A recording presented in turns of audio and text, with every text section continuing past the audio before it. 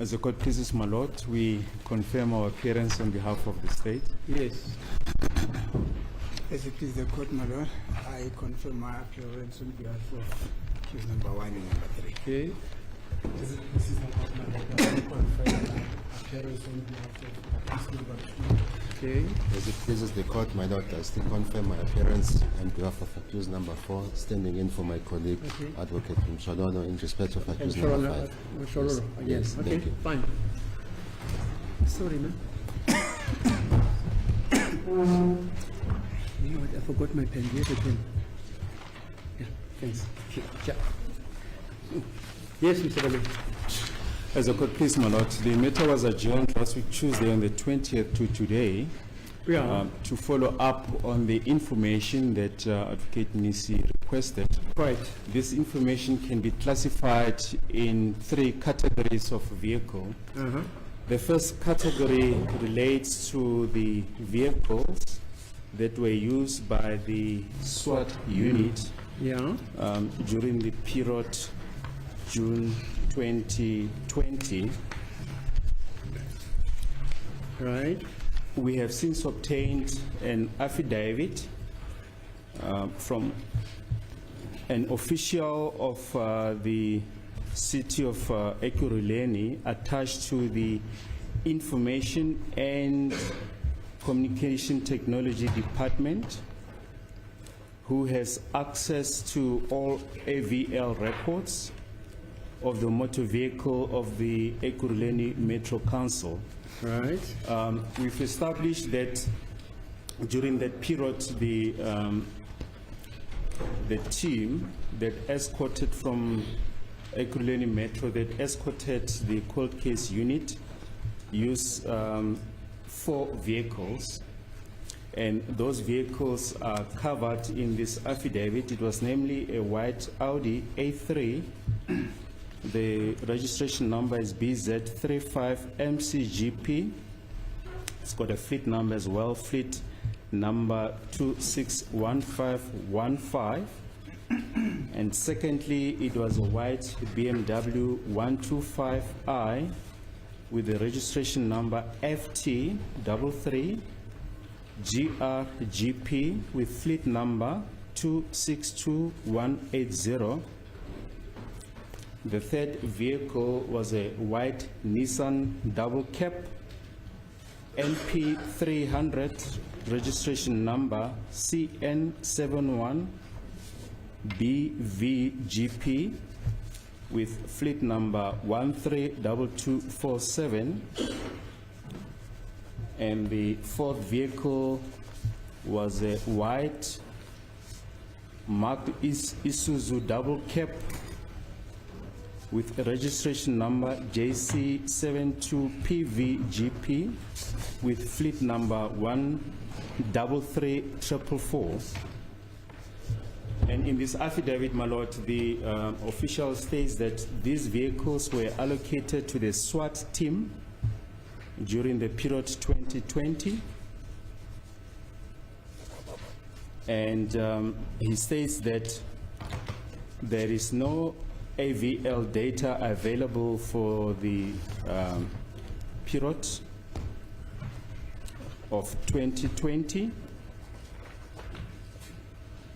This period covers the following months, my lord: May, June, and July 2020.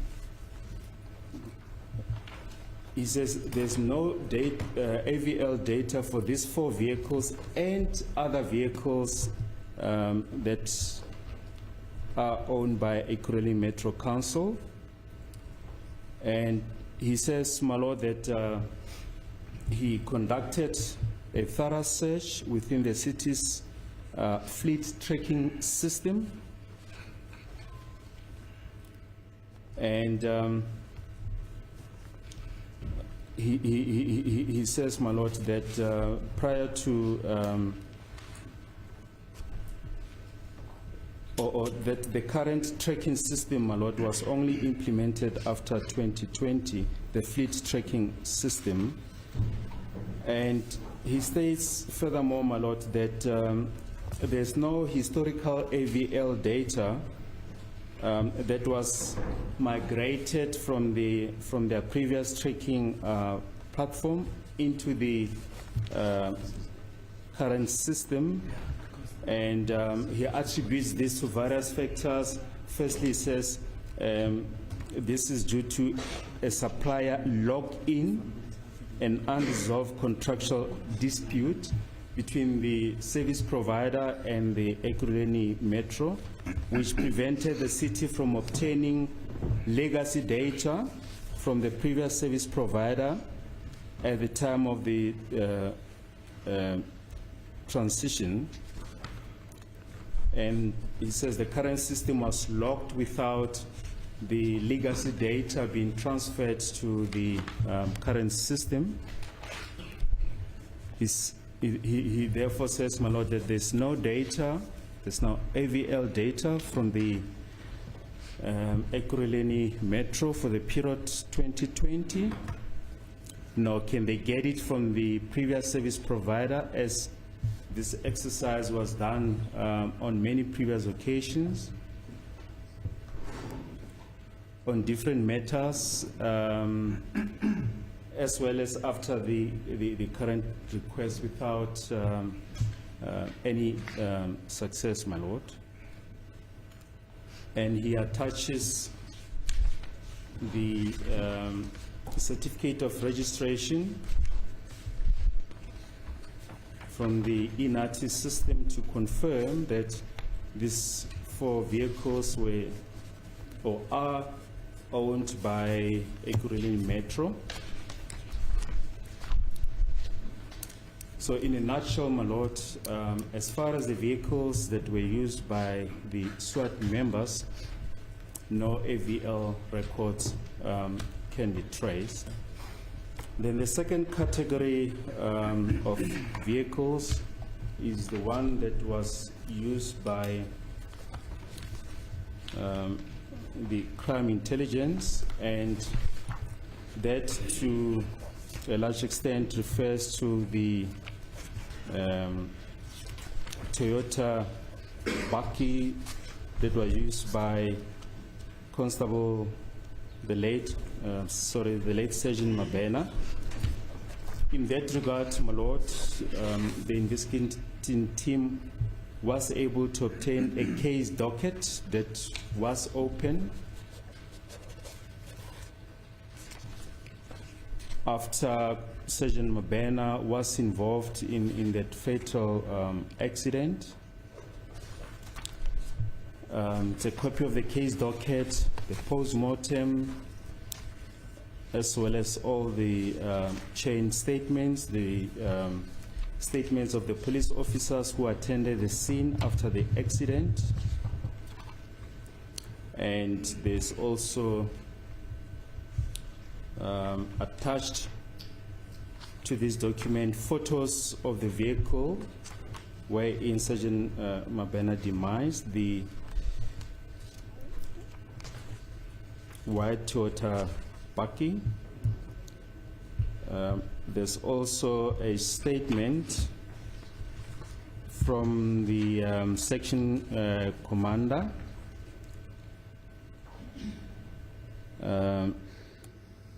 public transport in the Counter and Security Intelligence Unit at head office, dated 20 November 2023, addressed to Brigadier Gininda, and it's addressed to the head of the cold case unit, and it reads as follows: First Lawrence Cast 63610 of 2014, assist us for information on motor vehicle Toyota Hilux double cab. It gives the registration number BK23RLGP. And it says AVL stroke tracker records for Sergeant KS Mabena.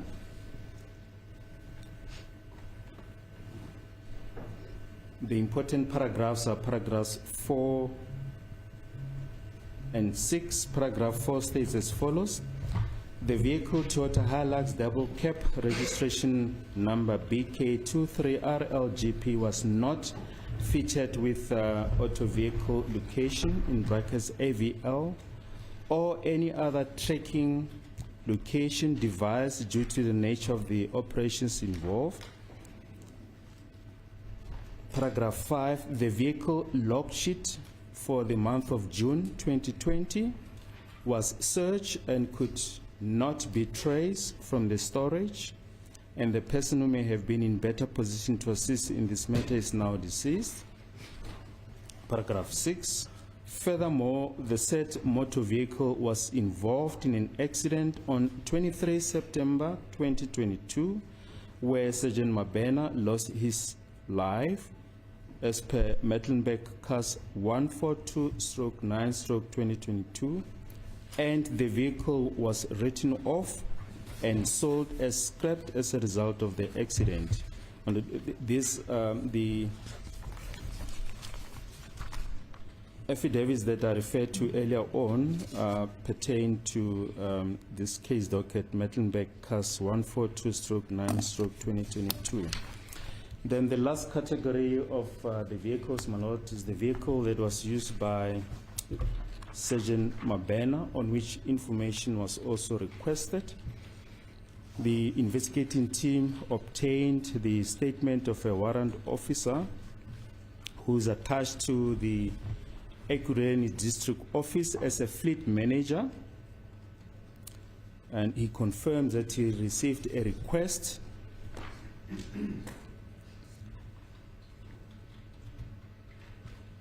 regarding one of their vehicles that was used by Constable Zungu, a Volkswagen Polo, on 26 October 2014, as well as the log books pertaining to that vehicle.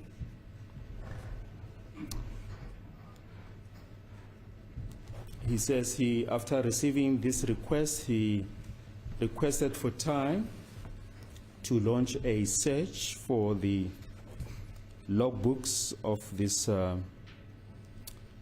VW Polo, and he says he went into the storeroom. He checked, but unfortunately he couldn't find any record or logbooks of this vehicle.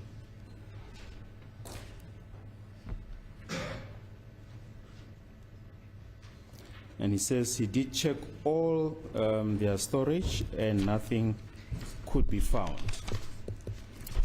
That is, my lord, the sum total of all the vehicles that were involved. So in other words, there's no historical data for the AVL records.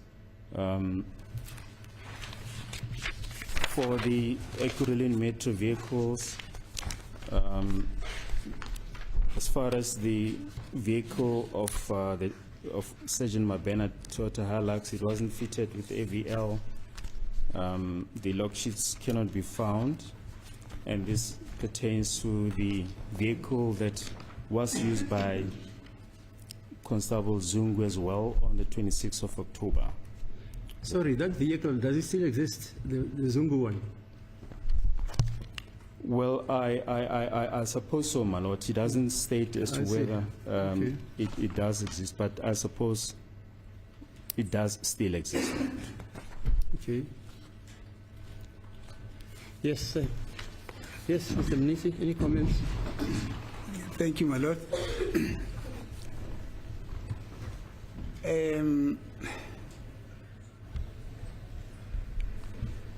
This information, my lord, although initially it got requested by me on behalf of the accused, particularly the information relating to the AVL record from Ekurhuleni Metropolis and the information relating to the vehicle that was utilized by Zungu in relation to his allegation in his evidence in chief here. But subsequent thereto, the court indicated that, and I understood that to be a court order. The court indicated that all vehicles, actually all records, AVL records of vehicles that were involved in the arrest of all the accused that are seated here at court should be made available to the defense. Hence, I am saying, although that was initiated by me, but it came out as a court order. That is just point number one. Number two, my lords, I realize that the state is reading an affidavit that was penned by somebody else, or is giving a summary of an affidavit that was penned by somebody else.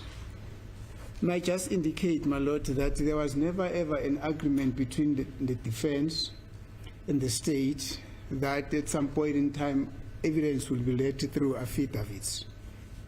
That was never an agreement.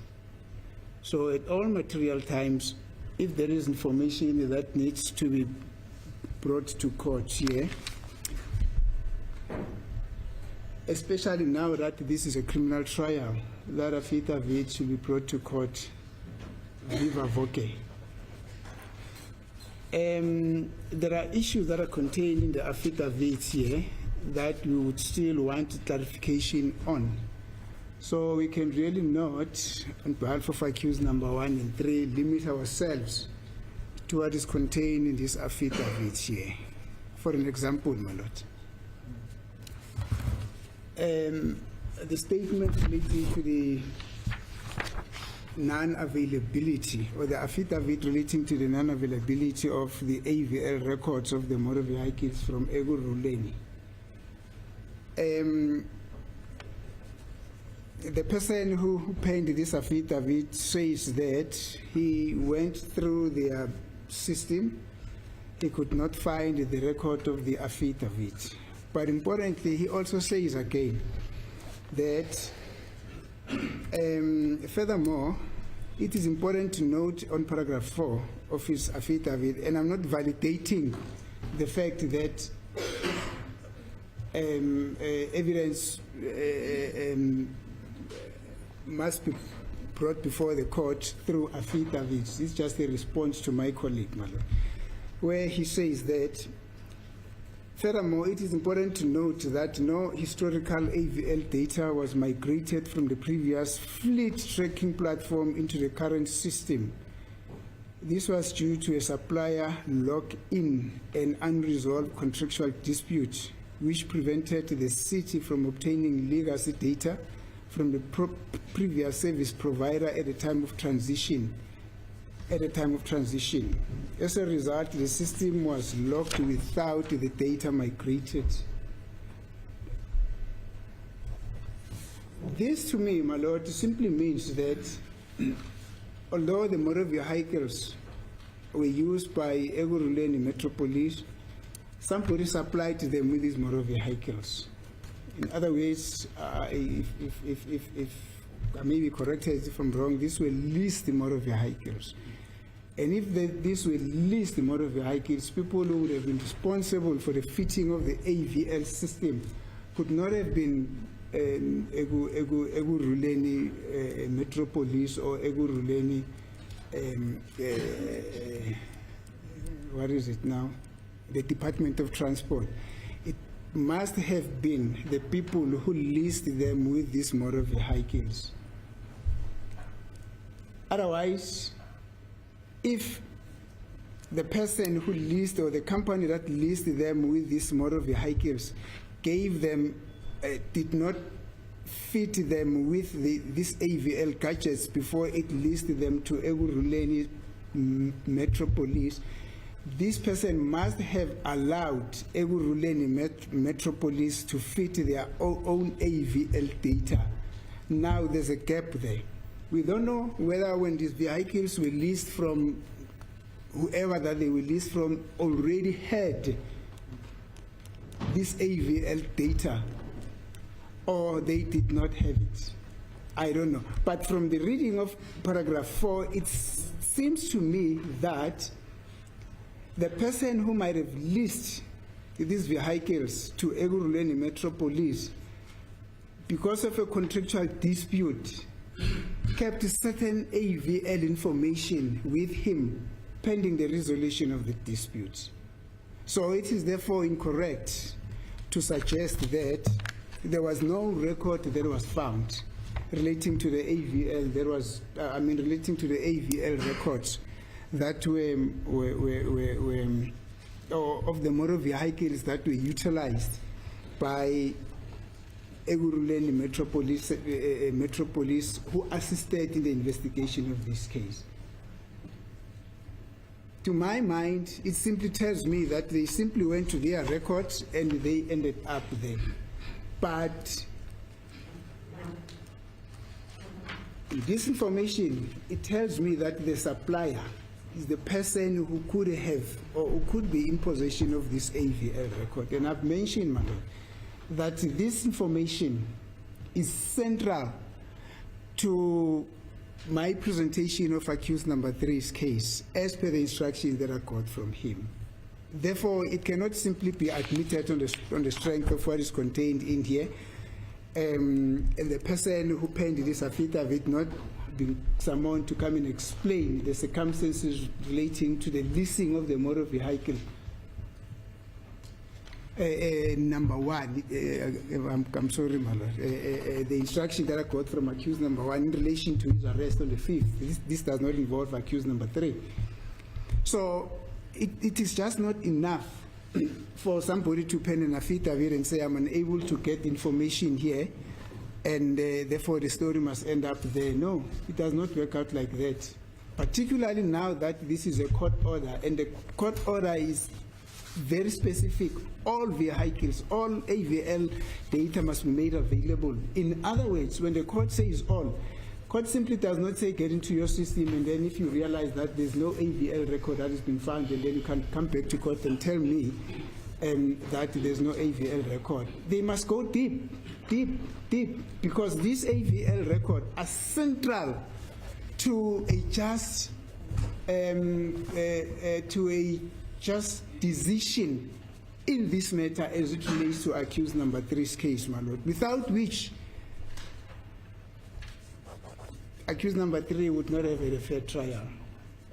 I'm sorry, accused number 1 would not have had a fair trial, my lord.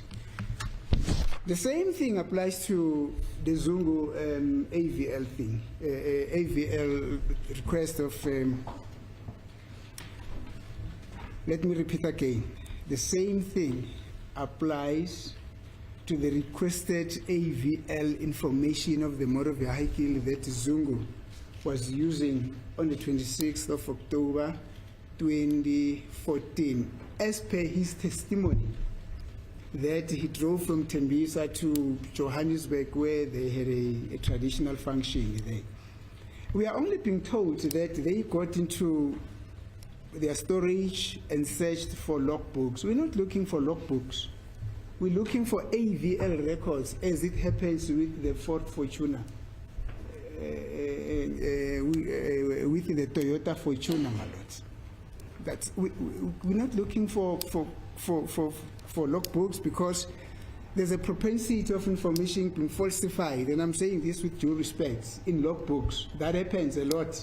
So that will not give a clear picture of the destinations or of the directions and places that this motor vehicle went to on the alleged dates, my lord. So we're not worried about the logbooks. They could not have been there in the storage. In any event, many things go missing in the storages everywhere, whether it's in the Department of Health, whether it's in the Department of Public Works, whether it's even in the police.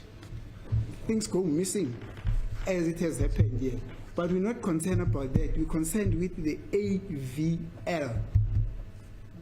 If the state was able to get the AVL on the Toyota Fortuner, summarily they are unable to get the AVL records on these vehicles that you're requesting here, when a member of the investigating team specifically indicated that all vehicles are fitted with AVLs.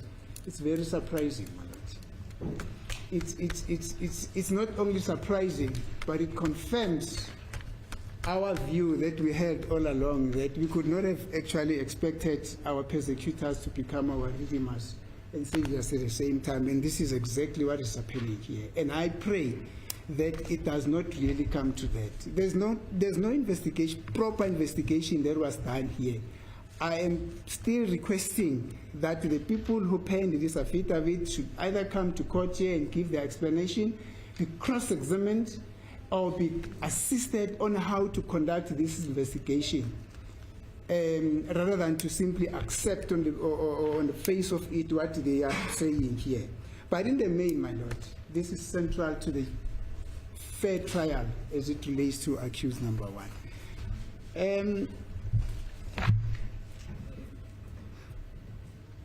In so far as Mr. Mabena's vehicle is concerned, I heard a state saying my request was threefold. I'm not involved with Mr. Mabena's vehicle. But it can also be mentioned, my lord, that on the basis of what the court said, that all the AVL records of motor vehicles that were involved in the arrest of this accused person must be brought to court.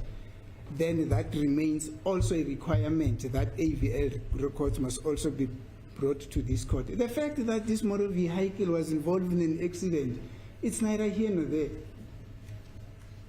Unless the states want us to believe that that accident also took away the records that are stored in their system, which will be very unintelligent, my lord. We appreciate the information that this motor vehicle was involved in an accident, but there is nothing that explains in this document what is the situation with the AVL records.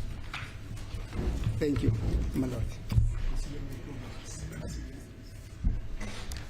I'm told, my lord, that accused number 3 would want to have my attention. Yes.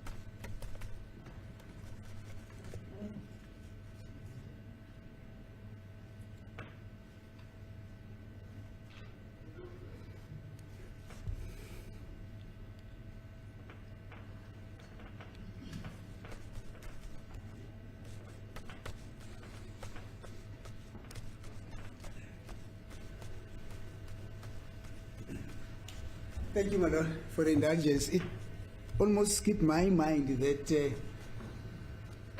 in our quest, in requesting this motor vehicle, we also make mention of a Qashqai motor vehicle.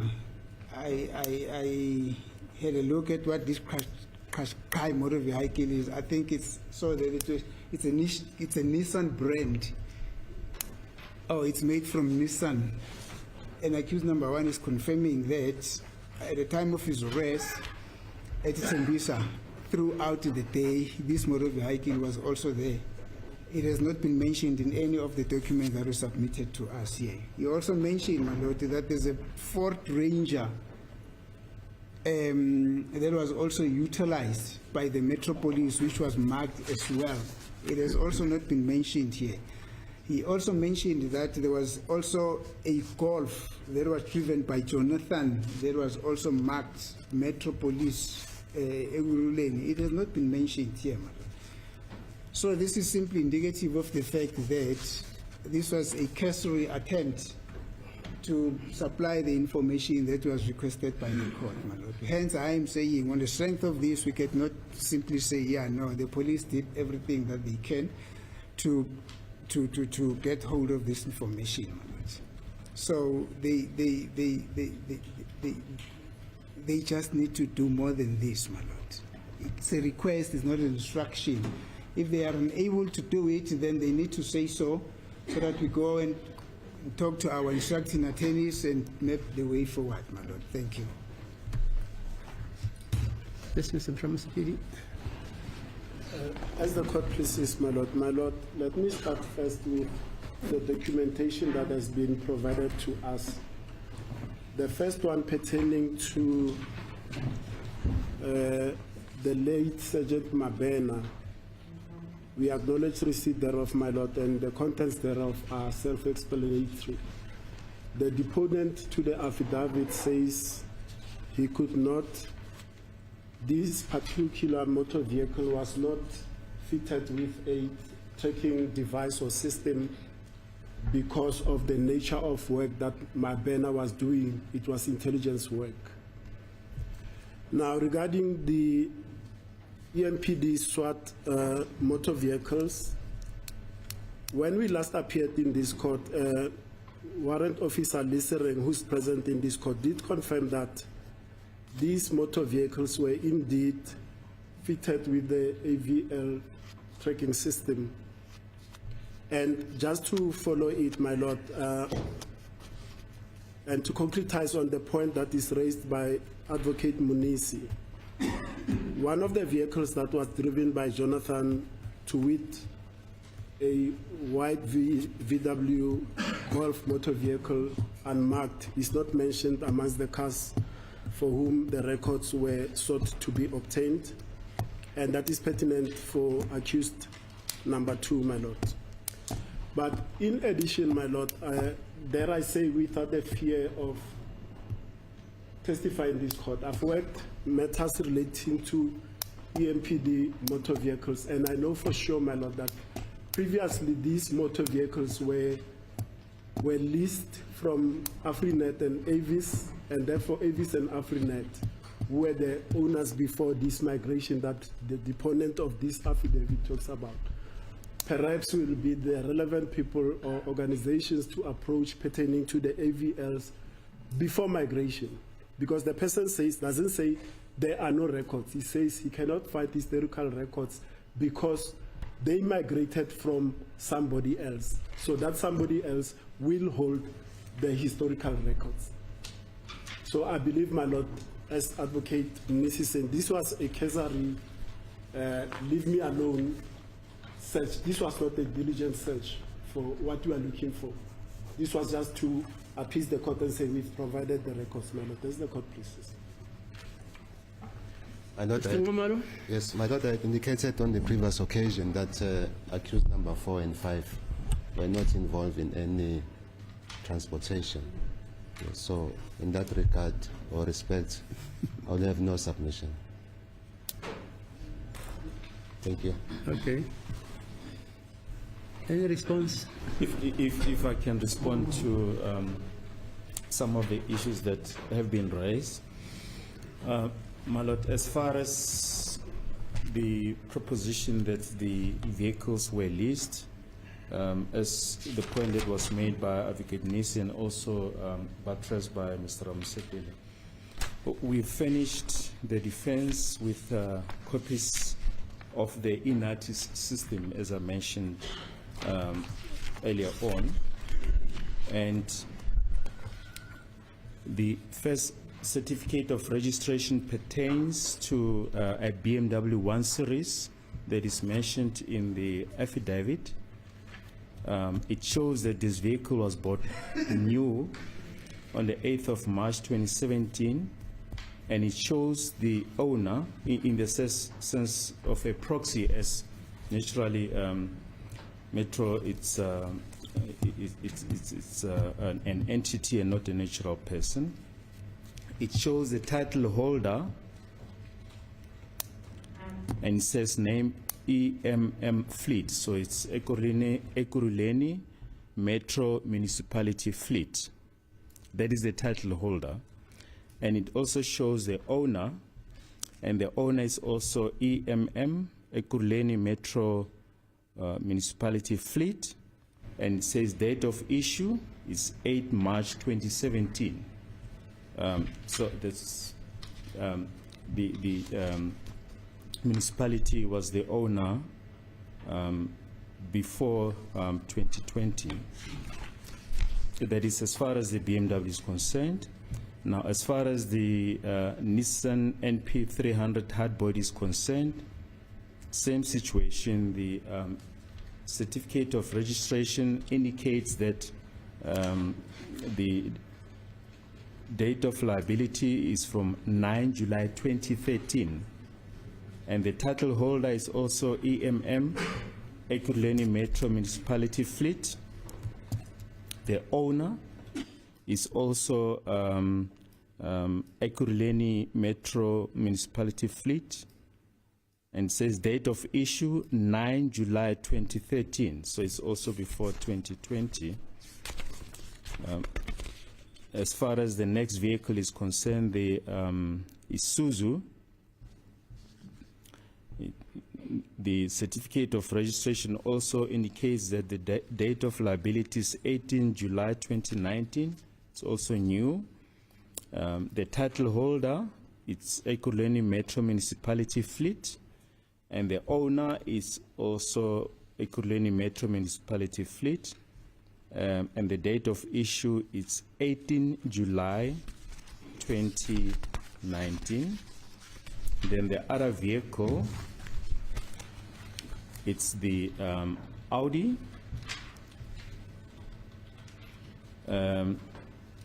Date of liability is also 3 August 2012. It was bought new. And the title holder is also Ekurhuleni Metro Municipality. And the owner is also Ekurhuleni Metro Municipality. And the date of issue is 3 August 2012. So these vehicles, my lord, according to the certificate of registration, were owned by Ekurhuleni Metro Municipality and not leased. Then the second point that was raised regarding the Nissan Qashqai and the Ford Ranger as well as the Golf, we don't have information on that. We'll have to consult with the team from Ekurhuleni Metro. Then, as far as the use of affidavit is concerned, my lord, which is merely explaining to the court as to what the position is regarding the information that was requested. If my colleagues want these witnesses just to come and confirm what is in the affidavit, by all means, we can do that, but we submit, my lord, that I don't think that will be very useful to subpoena those witnesses just to come and confirm what is stated in the affidavit. And as far as the point raised by Advocate Nisi that they never agreed to the use of affidavit, when we're dealing with the warning statements, Advocate Nisi requested that each warning statement be accompanied by an affidavit, which was then furnished to them. I mean, they never raised the point that they would like each and every deponent of that affidavit be subpoenaed. But be that as it may, my lord, we submit that the state has indicated that the information sought is simply not available. as considered by Mr. Ramsipil, as far as the vehicle of Mr. Mabena is concerned, it wasn't fitted with an AVL. Even if we postpone this case, my lord, another search is launched, it will simply come back with the results that these vehicles are not fitted with AVL. We therefore, my lord, submit that much as the accused need to be assisted with their version, all reasonable steps have been made to assist them with their version, and unfortunately, the information that is requested is simply not available. We therefore submit that the matter need to proceed now. Yeah, fine. You know, this court has bent backwards. No court in South Africa can do what I did. And I've appeared in these courts for over 50 years. This court is not supposed to investigate any version. But this court, in the interest of justice, can assist like I did. But if Mr. Mnisi, Mr. Ramsepedi are not satisfied with the information which has been gathered through the assistance by this court, you are at liberty to subpoena these officials or gentlemen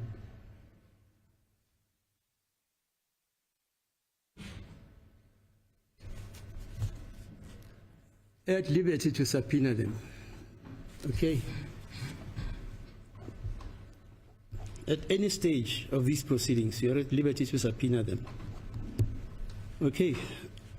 You'll decide what you want to do. Thanks. Yeah, can we proceed then?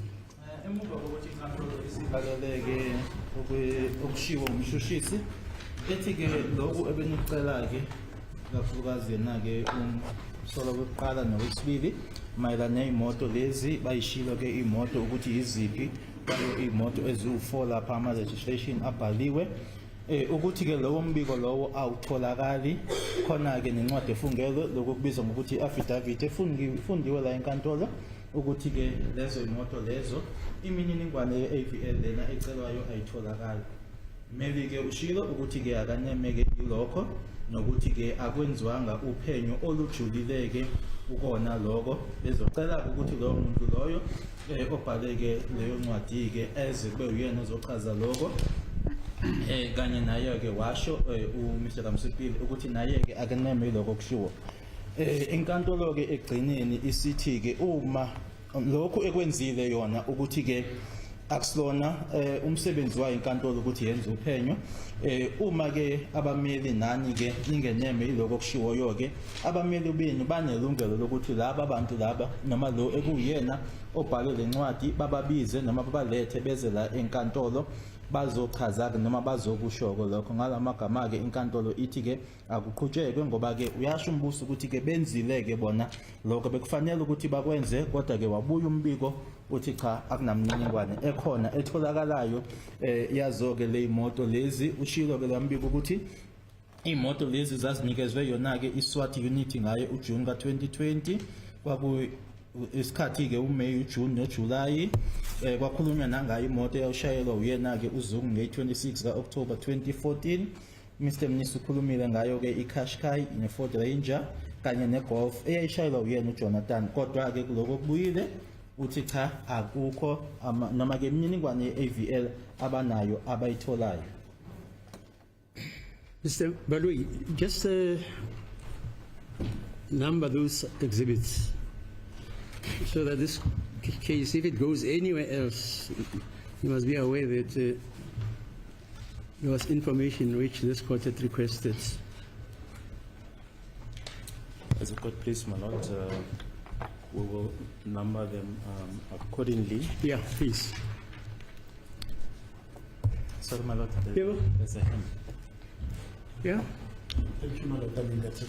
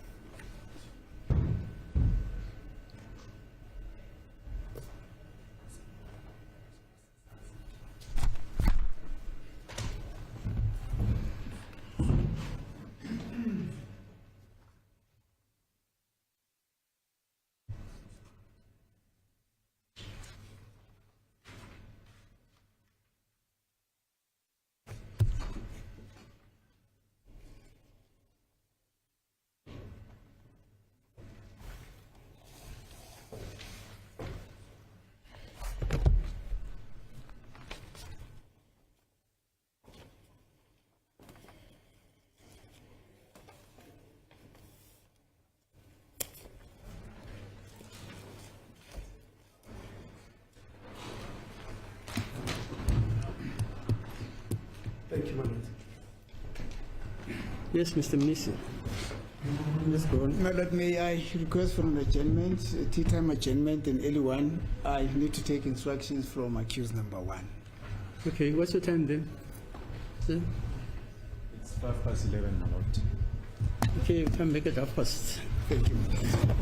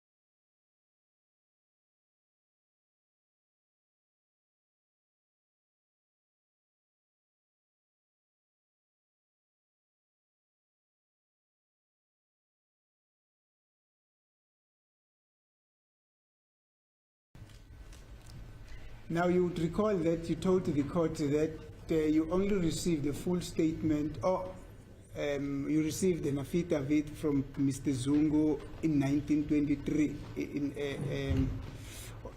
That is only in 2023, not so?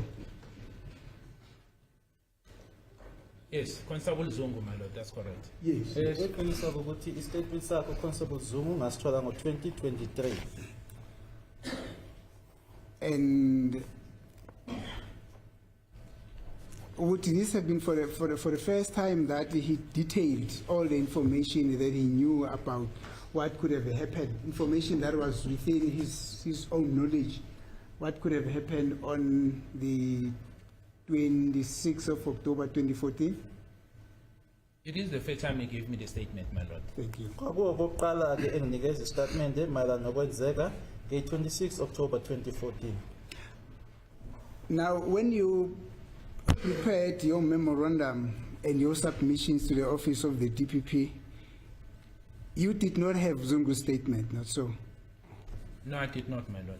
Uma sengibhalela-ke abashushisi-ke ngisho-ke ngesinqumo sami mayelana nokuthi nokuphenya icala leli istatement sikazungu ngangingekabi naso noma ngangingenaso. Thank you. Now, as part of your presentation to the office of the DPP, there's a statement that was read in court here on the 24th of January 2024. I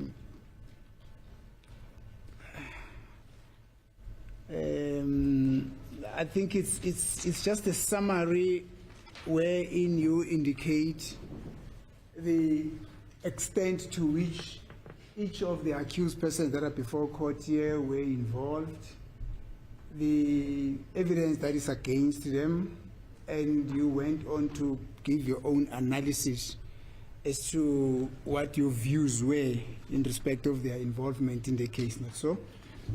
I'm just not so sure what's the a number of that statement, but the statement that was read to record on 24/01/2024 when you were being cross-examined by Mr. Mngomezulu.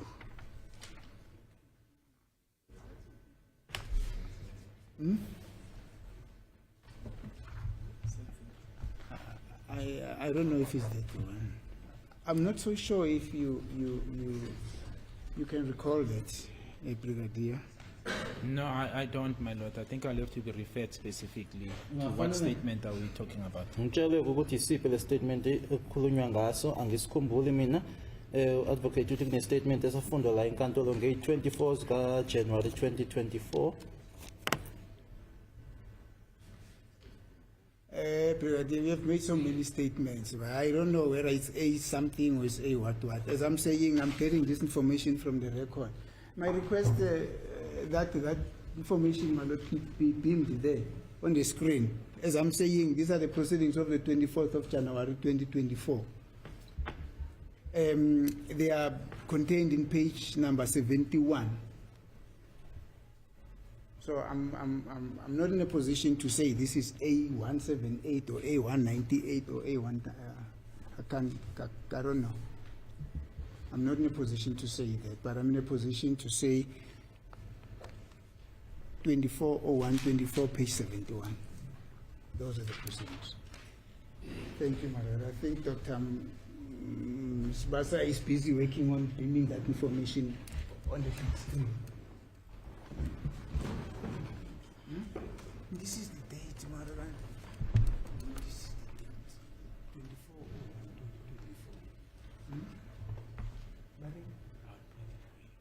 24/01/2024. Print. Oh, okay.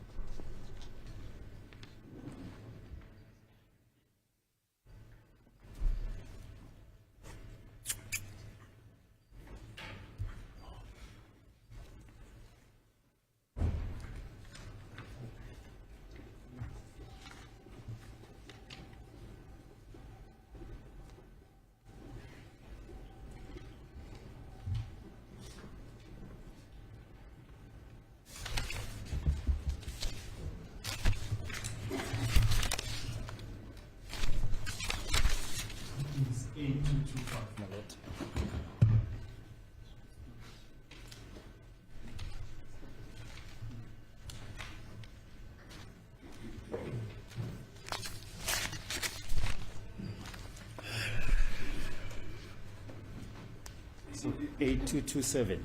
8227.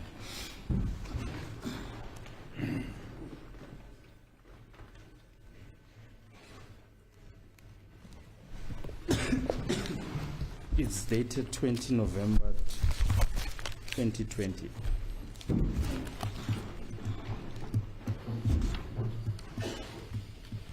Yes, I have 8227, my lord. Thank you. I'm not so sure whether. Remember, you've made so many statements, and your statements are not similar in all respects. So there's a bit of a difference here and there. I'm not so sure if this is the one that was read on record, but I go with what the state says. Thank you, sir. Now,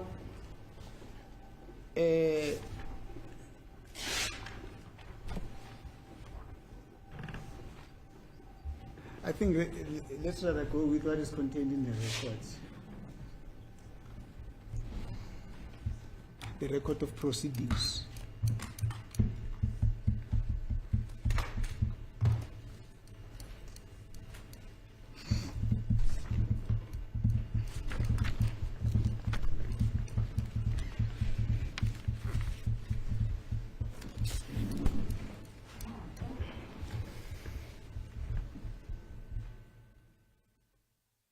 Yes, I have the recordings, my lord, the proceedings. Okay. Thank you. Now, on page 75,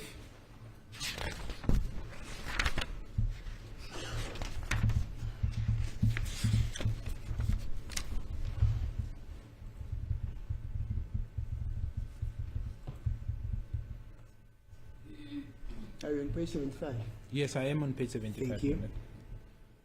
On line number 2 of the proceedings, you state that the evidence explained here in under oath indicates that the planning of the offense and gathering after the incident took place at Foslores, investigation which resulted in evidence under oath revealed that the victim was murdered as a contractual assassination or a hit rather than the robbery gone wrong. Evidence under oath revealed that 5 suspects actively participated in the planning and the execution of the contractual murder of Senzo Meyiwa. Are you with me there?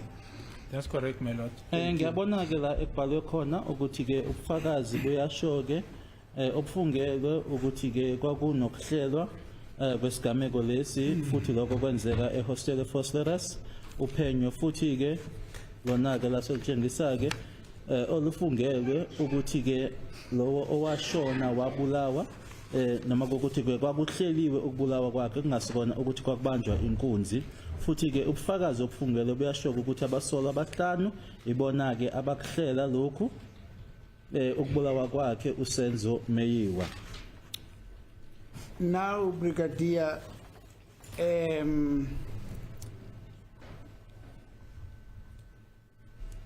the person, in the context of the evidence that is before court, the person came told to this court that this whole allegations of the killing of Senzo Meyiwa by these 5 accused persons, including 1 and 3, it's something that actually was hashed at the hostel. It's Zungu, not so. It's Constable Zungu. He's the one who introduced the whole subject of the hostel being guys that went out and came back with the firearms and celebrations and stuff like that, not so. Well, my lord, I suppose if the question is, or the statement is that is Zungu the only witness who came and testified in this court, the answer I suppose then it will be correct. But to say he's the only one, that's incorrect, because we have the statement of Kwabeni prior to Zungu, prior to the memorandum being presented to the DPP, which talks to what happened at the hostel, what accused number 1 said before even the reporting of the deceased in this matter on the media. So it's twofolded. If the assertion is that in this court, the only witness that came to testify is Constable Zungu, I agree. But if the assertion is that he is the only one that talks to the planning, then that is incorrect, my lord. Uma kuthi ke lokhu ummeli akushoyo ukuthi ke uZungu yena kuphela oweza kule nkantolo wakusho ukuthi ke basolwa ke laba abahlanu ke ekuyibona ke babe yingxenye yokubulawa kwakhe ke uSenzo, yebo ngizokuvuma. Uma kodwa ke ummeli ethi uyena kuphela owakhuluma owakusho ke lokho, cha angeke ngivumelana nako ke, noma ngoba uzokhumbula ukuthi noGwabeni ke wakusho ke lokho nangaphambilini kokuthi ke ngibhaleke noma ke ngisayineke lokhu kubizwa ngokuthi phecelezi ke imemorandum ngihambise kubashushisi ukuthi kwakungasiyena yedwa noGwabeni naye wakusho lokho. So your presentation to the DPP's office in relation to what happened at the hostel, the planning prior and thereafter, you are saying that in relation to what was contained in the statement of Gwabeni. Yes, my lord, it's inclusive of Kwabeni. Kwabeni is not the only one who implicates accused 1 up to 5. You also have, and I'm saying from the top of my head now, and one can go to the docket because then I can be specific, but there is a statement of Simpwe Buthelezi, for example, who implicates accused 3 and 4 in the matter of Senzo Meyiwa. And then you have the statement of Makosonke. Sorry, Brigadier. My question is very specific. At the hostel on 26 October 2014. Yes. I'm not talking at random. No, and my answer is not at random, my lord. It's Yes. specific. The implication of accused 3 and 4 by Simpwe Buthelezi relates to the day of the incident, the 26th. And Makosonke relates to the events that took place on the 26th of October 2014. So that's why I'm saying from the top of my head, I can think of these 3 statements. There could be more as we're investigating, but that's what I heard when I presented the case to the DPP. Constable Zungu came later. What I heard insofar as Zungu is concerned, this is now Constable Zungu, was his father's statement. And I indicated earlier in my evidence, my lord, that it is when his name was coming up during this investigation, even in the statement of Zungu, Sifiso Zungu, Kwabeni, that Constable Zungu was present on the 26th. That when I followed that up, then it resulted in the statement that he gave to us now in 2023, my lord. Lana ke ngasibona ke qinisa ukuthi kwakuGwabeni kuphela nje umuntu ke owakhuluma ke noma esho ukuthi abasola babe yingxenye ke manje mangacabanga njena ke uyena uSimphiwe Buthelezi owasho ke ekhuluma ngaye umsolo wesithathu kanye nowesine, kwakuMakhosonke futhi naye ke esho ke noma ekhuluma lokho okwenzeka ke ngalelo langa. Manje ke uma sengiya ke eDPP noma ke kulabo abashushisayo nganginalezi statement lezi ke esikazungu sona ke safika kamuva istatement usemuva kokuthi igama lakhe lalivela ke kulezi istatement. Thank you, Brigadier.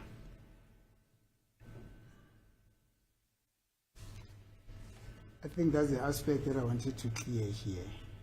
Thank you. Understood, my lord. Now let's go back to Flores at the parking lot. You said upon your arrival, you were introduced by Sergeant Mukhula to accused number 1, and accused number 1 was introduced to you by Sergeant Mukhula, not so? That is correct, my lord. I said I was introduced and then I introduced myself. Yes, the introductions was done by Sergeant Mukhula initially, and then I then introduced myself in terms of the formalities and identifying myself, including in showing him my appointment card, my lord. Kuyiqiniso ke ngishilo ukuthi ke kwi parking lot ke noma la kumakhona ke imoto eFosloras uSergeant Mukhula uyena ke wethula umsolo oqala kumina ngase mina ke ngizothula kuyena ke nokuthi futhi ngimtshengise icard lami. Thank you. Now, when you introduce yourself, what did you say who you are?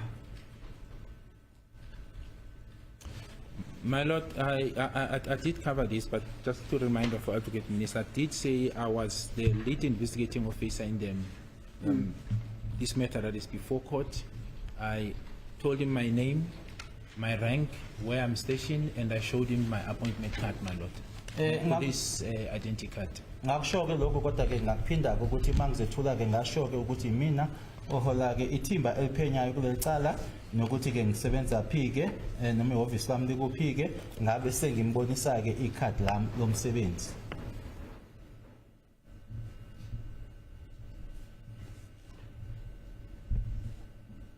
Is there anything else?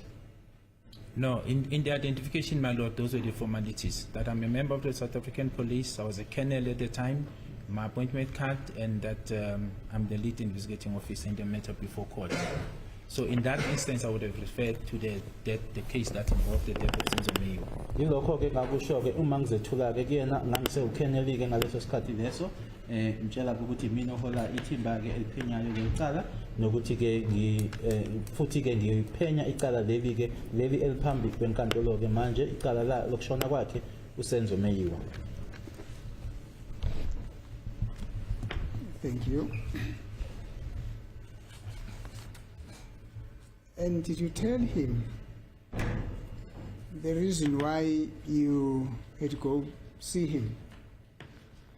That is correct, my lord. So it came after the second. So if one perhaps should put it in a sequence, in a proper sequence, so that it will flow correctly, at what stage did I tell him? So first I get introduced, then I introduce myself, then I ask the members who were there to excuse me so that I remain with him.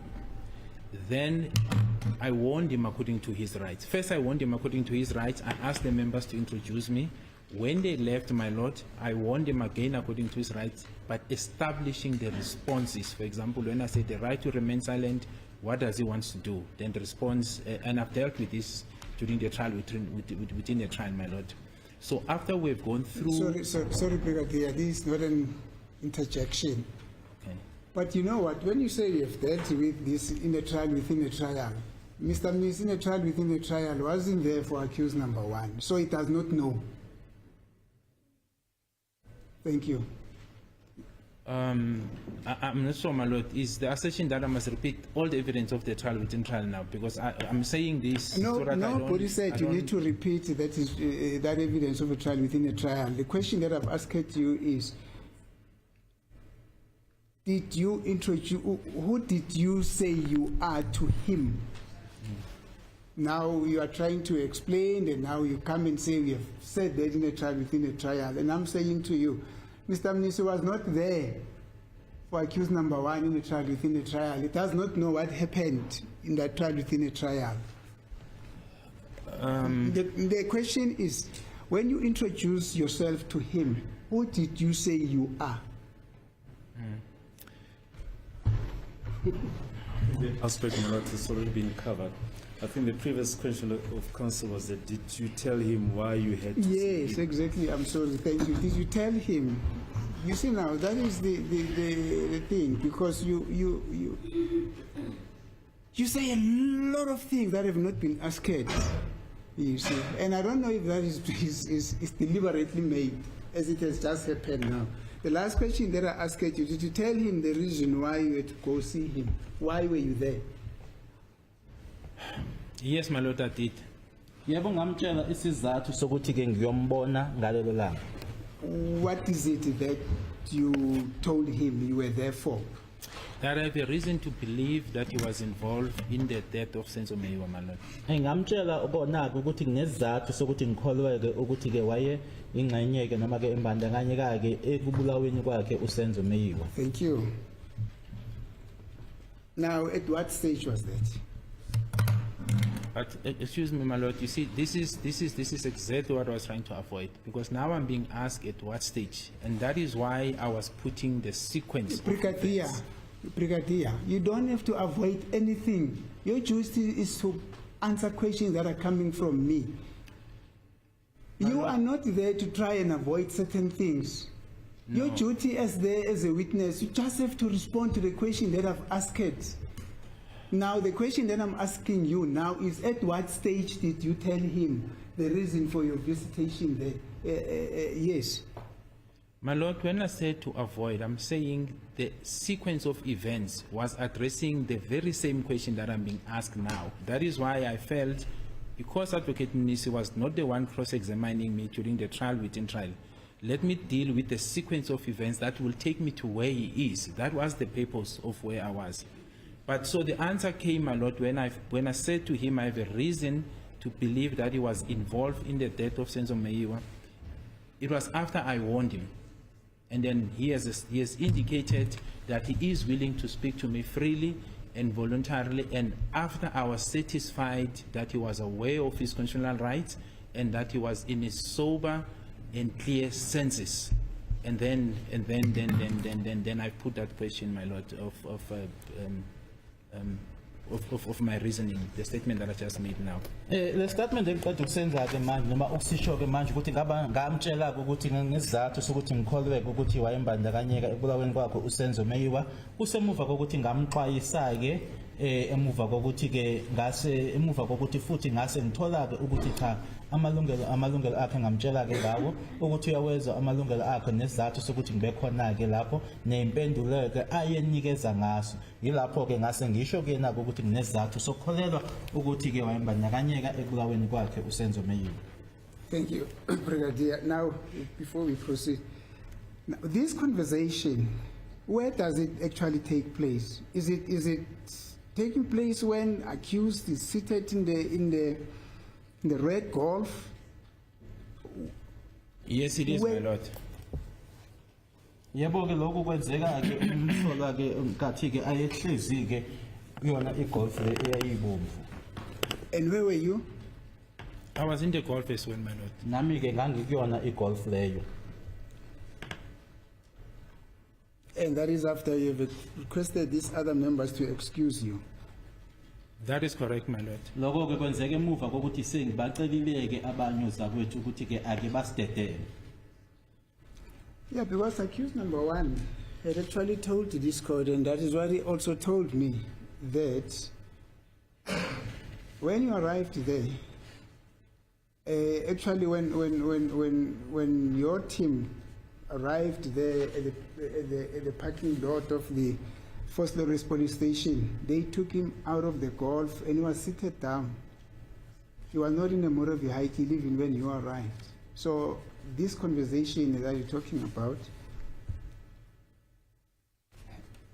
happened when he was seated down on the parking. He was not in a motor vehicle. No, that's not correct, my lord. Akusona ke iqiniso lokho ukuthi ke ngathi ke ngikhulumisana naye ke wayekhishiwe ke emotweni wayehlezi phansi. Akusona iqiniso lokho. Thank you. Now, you said you were in the motor vehicle. Where was accused number one seated in the vehicle? He was seated at the back, my lord. I just don't remember whether it was the right rear or left rear, but it was the back seat of the motor vehicle. La ayehlezi khona ke umsola ke kwangasemuva ke emotweni angisakhumbuli nje ukuthi ke kwakuyisandla sokunxele noma ke esokudla kodwa wayehlezi emuva emotweni. And yourself? I sat next to him on the back seat as well, my lord. Ngangihlezi eduze kwakhe ke noma eceleni kwakhe ke nami ngihlezi emuva.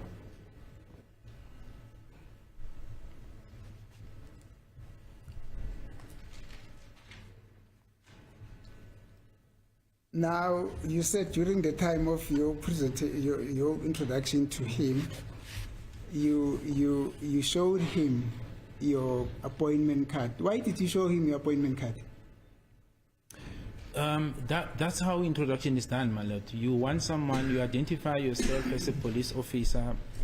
It's part of the introduction. You show the person the appointment card as a confirmation that indeed you are a police officer. So those are the formalities that you do every time, and that's how I've been taught. It was not an isolated incident with accused number one, my lord. Indlela ke ekwenziwa ngayo ke uma ngabe uzothula ke leyo ukuthi ke umuntu umtshengiseke ikhadi lakho kwangasona nje isigameko esazenzekela noma kuyena yedwa ke umsolo wokuqala indlela futhi ke ngafundiswa ngayo uma ngabe uyichaza noma uzothula ukuthi uyiphoyisa kufanele umuntu umkhombiseke noma umtshengiseke okuhambelana naloko okushoyo noma okuyisiqinisekiso salokho. Now, Brigadier, you have showed him your appointment card. You, as part of your introduction to him, and then you're also telling him that I've got information actually let me say this. Did you say to him you've got reasons to believe or you've got information that he was involved in the killing of Senzo Meyiwa? No, my recollection, I would have said something to this extent. I have a reason to believe that he was involved in the killing of Senzo Meyiwa, my lord. Engakusho mina ke nangokukhumbula kwami ukuthi ngangesizathu sokuthi ngikholweke ukuthi ke wayembandakanyeka ekubulaweni kwakhe uSenzo Meyiwa. Thank you. Did you tell him that you received information from Sergeant Mohula that he says something akin to having a knowledge that he was also involved in the killing of Senzo Meyiwa? No, I didn't, my lord. The sequence of events were exactly as I'm articulating them. So once I've put this part, the response amounted to what I suppose Advocate Nisi will want to deal with. So we didn't get to the point of Sergeant Mohula. We didn't get to the point of what Sergeant Mohula informed me. The next answer to what I've put to him changed the direction of our discussion, my lord. Angizange ngimtsheleke noma ngisho kuyena ke engakutshelwa mina ke uSergeant Mkhula ngoba ke impendulo elandelayo anginikeza yona ke iyona ke manje eyase ishintsha ke manje ukuthi ke siya ngakuluphi ke uhlangothi asizange sifike kulokho ayengitshele kona uSergeant Mkhula. Thank you, Brigadier.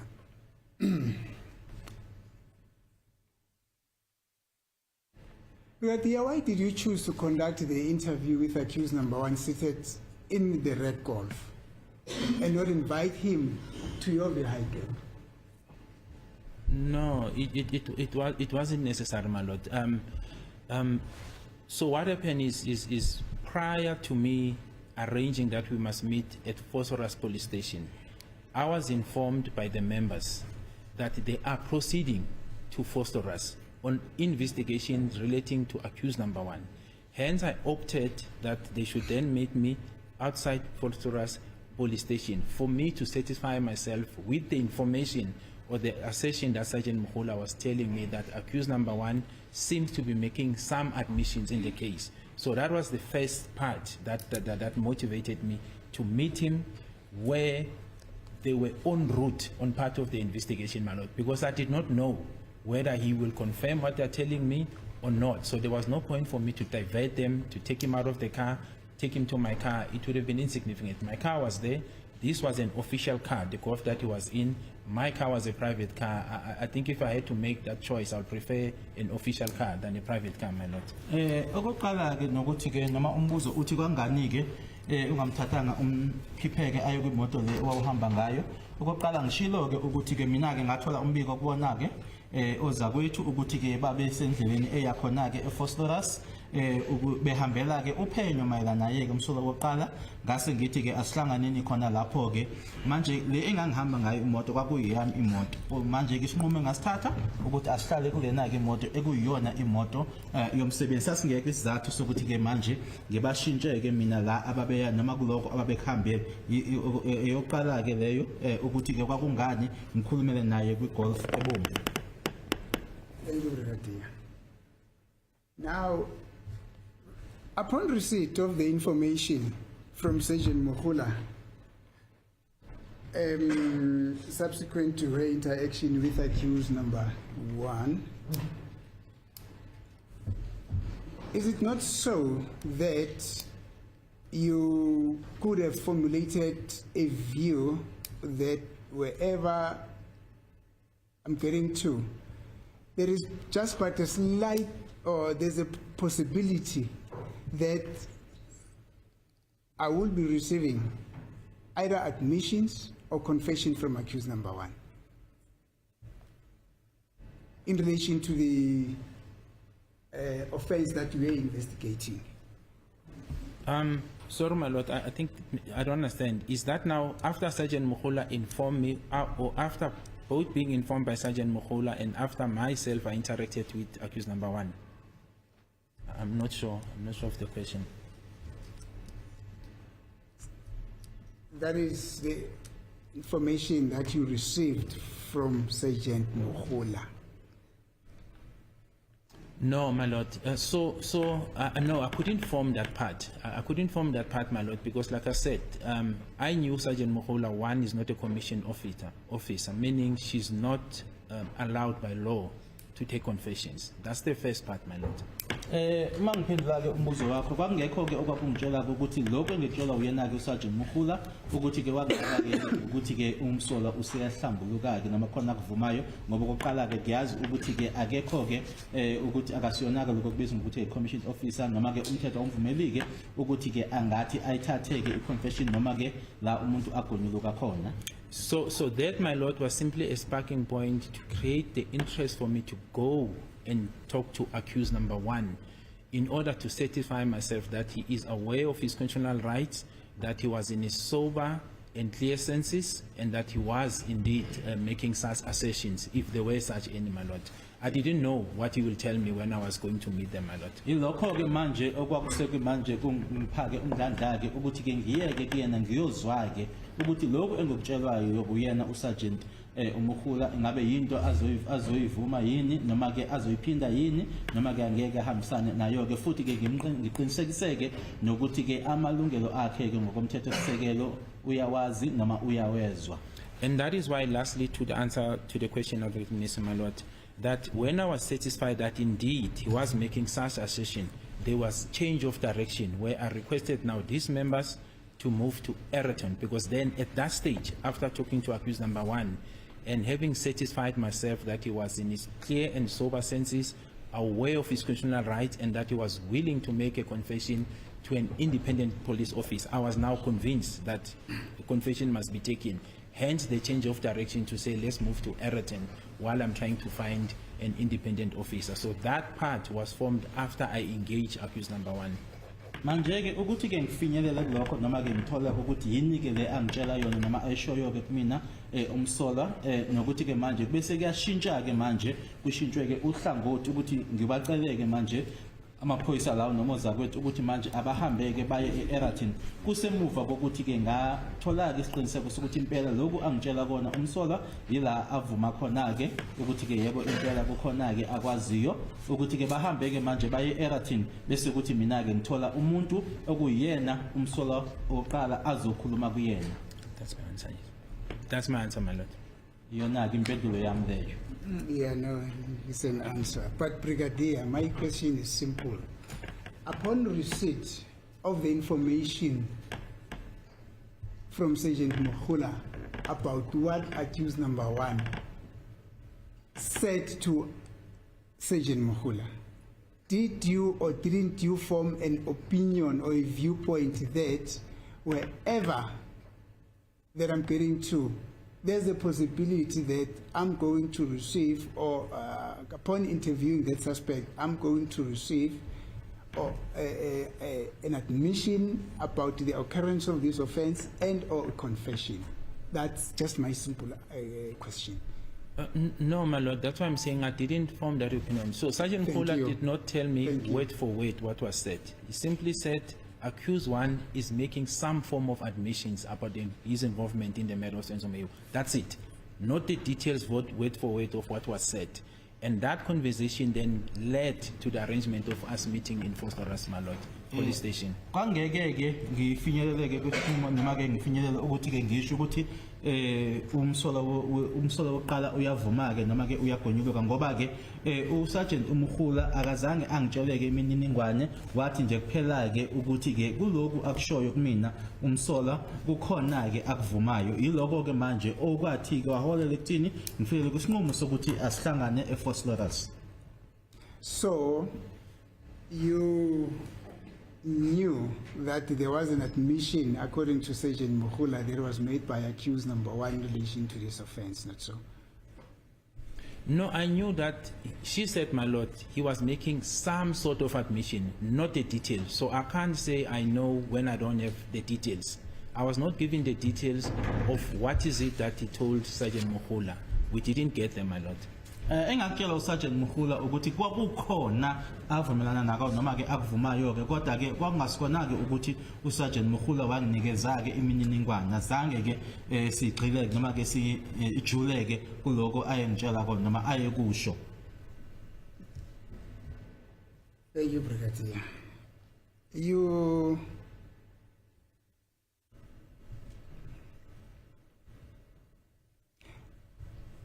then decided that you were going to interview the accused in the Red Golf because you had seen no reason why you should use your own private car rather use the state's vehicle, not so? Which is the reason why you joined him in the Red Golf. My lord, he was already seated in that car. I saw no reason why must I move him from that car to my car when I already took a decision to ask the members to excuse us because they were closer, they moved away. But he was a suspect. I already knew that he was already arrested for the case of drug dealing. So these factors, you take them into account. You're not talking about an independent person. You're talking about a person who's already incarcerated or rather arrested for the charge of drug dealing, because that's the report I got, that they've already arrested him. Now, I can't now remove him to my car and know, what if he escaped? So I'm simply saying, my lord, you take these factors into consideration when you do this part. You don't take this part in isolation of other factors. He was already arrested, the warrant was executed, I was informed of this fact. So I had to take that into account as well. Ngizange siboneke izathu ke sokuthi ke ngimkhipheke ngoba wayesehlezi ke kuleyo imoto ngimkhipheke ayekulena engangihamba ngayo imoto futhi njengoba bese ngishilo ke ozakwethu ngangisengibacelileke ukuthi ke abasishiyeke futhi ke lana ke sikhuluma ngomuntu ke owangangazi ke ukuthi uboshiwe ngoba ngakushelwa ke lokho eboshelwa ke noma wayeboshelwe icala eliphathelene nezidakamizwa manje uma usithatha leso sinqumo leso ke usithatha ke uhlanganisa konke lokho ingakho ke ngathi ke noma ke nganquma ukuthi ke asesihlala kuleyo golf ebomvu. That's my response, my lord. Yona ke impendulo yami leyo. You were afraid that he was going to escape, Brigadier. It's being responsible, my lord. The members, so I'm meeting these members with the following information. One, that they are still busy with investigation. They are with accused number one en route to foster us because they are busy with the investigation. At that stage, I do not know what accused number one will tell me. So I can't assume things will turn this way until I speak to him. Two, I'm aware that the warrant of arrest insofar as the drug dealing matter has been executed. I'm aware that so he's arrested for that particular matter. Thirdly, my lord, he comes to me in an official vehicle, cuffed. Now, if I remove him from the police vehicle to my private vehicle, I don't think that would have been a responsible thing to do. For what purpose, my lord? Because I asked the members to excuse me, to move apart from us, and they did. I think that was a proper decision that I made, my lord. I don't see a reason why I should have asked him or remove him from this car to my private vehicle. I don't think I would have done that, my lord, even if I'm asked to do it again. Angicabangi ukuthi kwakuyinto engangayenza noma ngingacela ukuthi ke angikuphindeke lokho engakwenza ngalela langa ngoba ke sikhuluma lana ngabantu ke ukuthi ozakwethu babephenya ke lana kwakuyicala leli eliphathelene nezidakamizwa babeliphenya ngangisengitsheliwe ukuthi ke futhi nayo ke iwarranty yokuboshwa kwakhe ke mayelana nalelo cala lelo yayiseyikhishiwe ke manje ke futhi ke ngimkhiphe kulena imoto ekuhanjwa ngayo ekuyimoto yabo ke yomsebenzi angicabanga ukuthi ke ngangakwenza lokho. You were also afraid that he was going to escape, Brigadier. Wawusaba nokuthi wayesengabaleka noma wayengephi.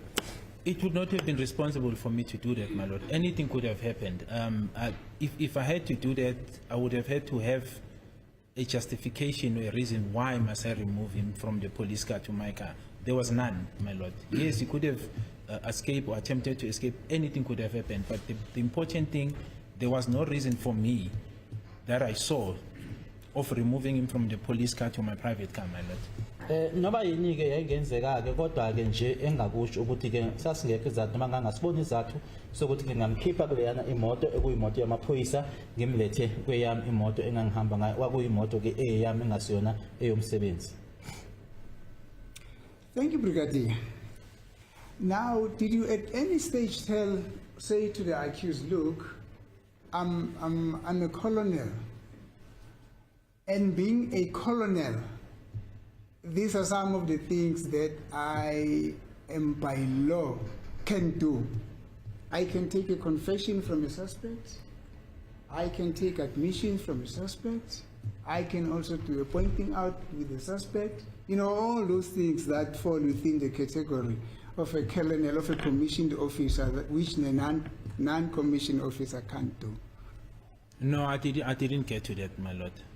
Angizange ke ngifinyelele lokho ukuthi ngimtshele ukuthi isikhundla sami ngukheneli nazike izinto engingazenza noma ke umthetho ongivumelayo ukuthi ngingazenza ke elinye ke iphoyisa elingekho ke kulesi sikhundla sami elingeke lizenze angizange ngifinyelele kulokho.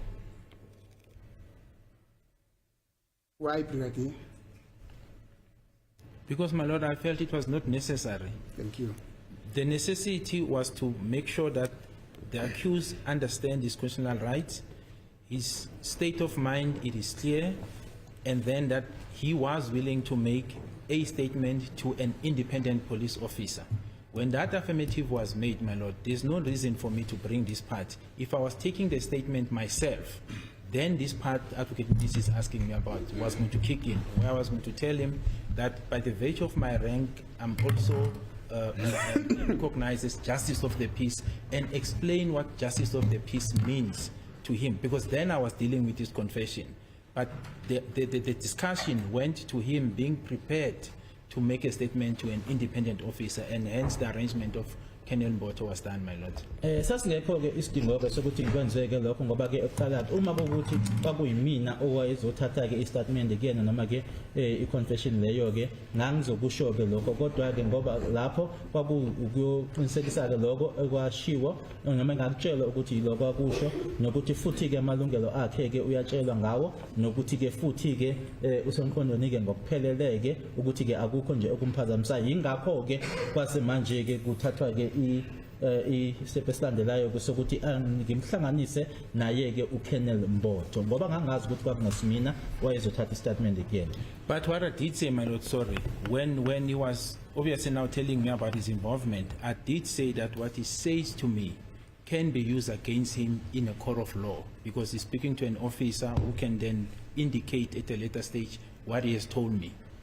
Kodwa ke engakusho kuyena manje ke uma wayesesho ke noma echaza ke ukubandakanyeka kwakhe ke kwisehlakalo lesi ngasho ke kuyena ke ukuthi lokho ngitshela kona ke manje kungasetshenziswa ke enkantolo ngoba manje ukusho ke kwiphoyisa ke eli ngokusemthethweni ke elingakwazi ke ukuthi likwenze lokho likudlulise enkantolo ukuthi yilokhu akusho kumina. Thank you, Brigadier.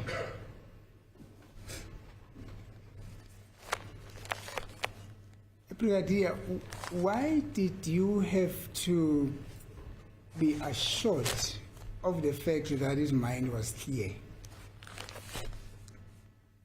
It is a requirement when someone makes a confession, my lord.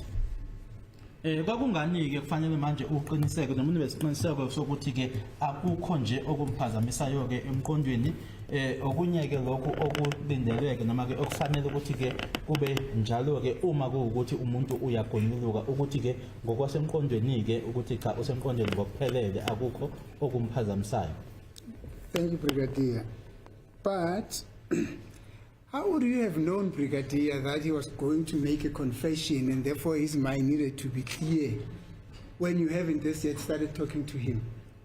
No, but that's not how it unfolded, my lord. That's why I said, after I informed him that I have a reason to believe that he was involved in the death of Senzo Meyiwa, the response is there, amounted to a confession. So his response was to this extent, yes, I was involved, but I'm not the one who pulled the trigger. The person who shot him, it's Marco. So he started talking there, my lord. It just flew like that all the way in terms of his role, the people that were there, etc., etc. So there and there, my lord, he implicated himself in response to my assertion of saying I have a reason to believe that he was involved in the death of Senzo Meyiwa. Manje ke wazikanjani ke ukuthi manje ke noma ke umqondo wakhe ke kufanele ukuthi nje uclear ke noma ke akukho kumphazamisayo uma kwakuwukuthi ongekakhulumi naye ekhaya emuva kokuthi sengishilo ke kuyena ke ukuthi ngizathu sokuthi ngikholwe ukuthi ke wawubandakanyeka noma wawukhona ke kulaweni kaSenzo Meyiwa impendulo zakhe ke la waseqala nje ukuthi ke akhulumeke lapho ukuthi yebo ngangikhona ke noma ngangiyingxenye ke kodwa cha akusimina ke owadubula umakho owadubula nje ukukhuluma kwakhe ke yilokho ke okwangitshela ke mina ukuthi ke manje use yazoma noma uyagonyuluka. Brigadier, I'm listening, and listening very attentively to what you're saying. You told this court that when you started to engage with him, you explained his rights, and I can assume that you explained his rights in terms of the Constitution as you would refer them to, before you started talking to him. And on the same vein, breath, you also made sure that his mind was clear. In other words, you explained his right, then you also satisfied yourself that his mind was clear. Are you able to follow? Yes, I am, my lord, and I Thank do you. agree. Now, the question is, having explained, I'm going to start it from there, having explained his rights to legal representation and making sure that his mind is clear. Question is, why did you have to make sure that his mind was clear before you started to talk to him? Because it's a requirement, my lord, that when a person, as I said, remember, I'm giving these rights, my lord, on the background that I've been informed that is making some form of admission. So I knew where I was going with the discussion.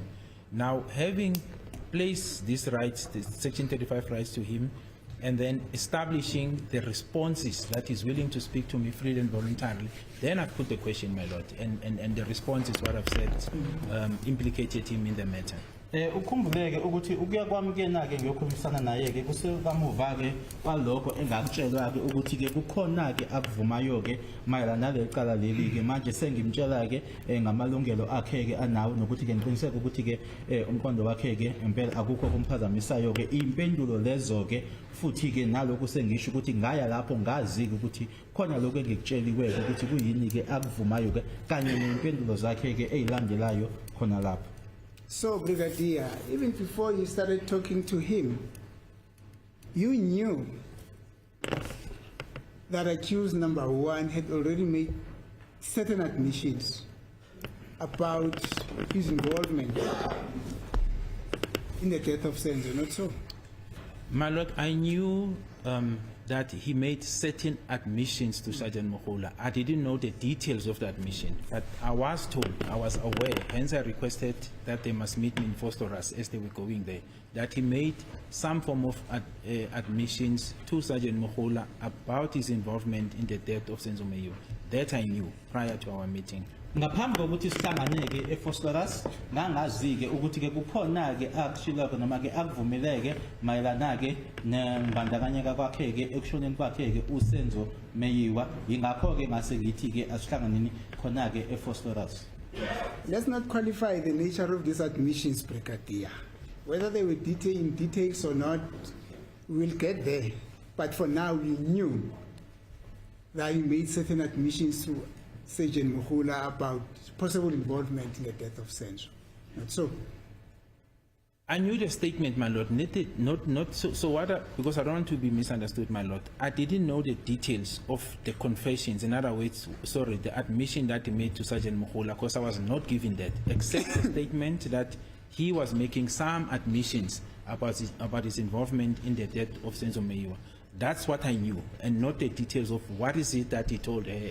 That I didn't know. Angizange ngitshele ke ukuthi ke empeleni yini lena ayisho ke noma ke kujulwe ke noma nginikezwe imininingwane kodwa nje engangikwazi noma ngakutshela uyena ke uSergeant Mohola ukuthi ke kukhona ke akuvumayo ke mayela nokumandakanyeka kwakhe ke ekushoneni kwakhe uSenzo Meyiwa kodwa angizange nginikezwe imininingwane. That is exactly my point, Brigadier. Let us cut out these details. The bottom line is you knew that accused number, before you even started talking to him, that accused number one had already made certain admissions to Sergeant Mohola about involvement in the death of Senzo, not so? Yes, I knew, my lord. Yebo ngangazi ke ukuthi yebo khona ke akushilo kuyena noma kuvumile kuyena uSergeant Mohola mayelana nokubandakanyeka kwakhe ekushoneni kwakhe uSenzo Meyiwa. Thank you. Now, when you approached him, it was basically to go and to get the details of those admissions, not so? No. So, my lord, I didn't know what he will tell me. I mean, I've seen, experience has taught me that sometimes you're told this, when you get to the deponent, he tells you something else. I didn't know. I didn't know the details of what he told Sergeant Mokola. I was not even aware that he is going to be saying whatever that he told her when I meet him. What was paramount for me, one, was to make sure that he understands his right. Secondly, to establish that he was in his clear and sober senses, and then listen to what he wanted to tell me, my lord, so that I can then take the matter forward. So I didn't go there with a preconceived idea that he's going to talk, because I didn't know what he said, and I didn't know what he will say when I get to him, my lord. Ngangayanga lapho ke ngitshela ukuthi uzokhuluma, ngangayanga lapho ngoba ke ngangazi ukuthi yini ayishilo, futhi ke ngazi ukuthi yini azoyisho kumina ke ngoba ke ngesikhathi ngokuhamba kwesikhathi ke wenza ke umsebenzi lona ke kuyenzeka ke ukuthi ke utshele lokho uma usufika ke kuloyo muntu loyo yena ke angakhulumi lokho okutsheliwe kodwa ke abe esekhuluma okunye. Okwami kwakwenza isiqiniseko sokuthi ke ngempela kamalungelo akhe uyawezwa ukuthi ke ngokwempela ngokomqondo ke usemqondweni ke ophele futhi nokuthi ke akukho okumphazamisayo bese kuthi emuva kwalokho ke sesiyaqala ke ukuthi ke siyakhuluma.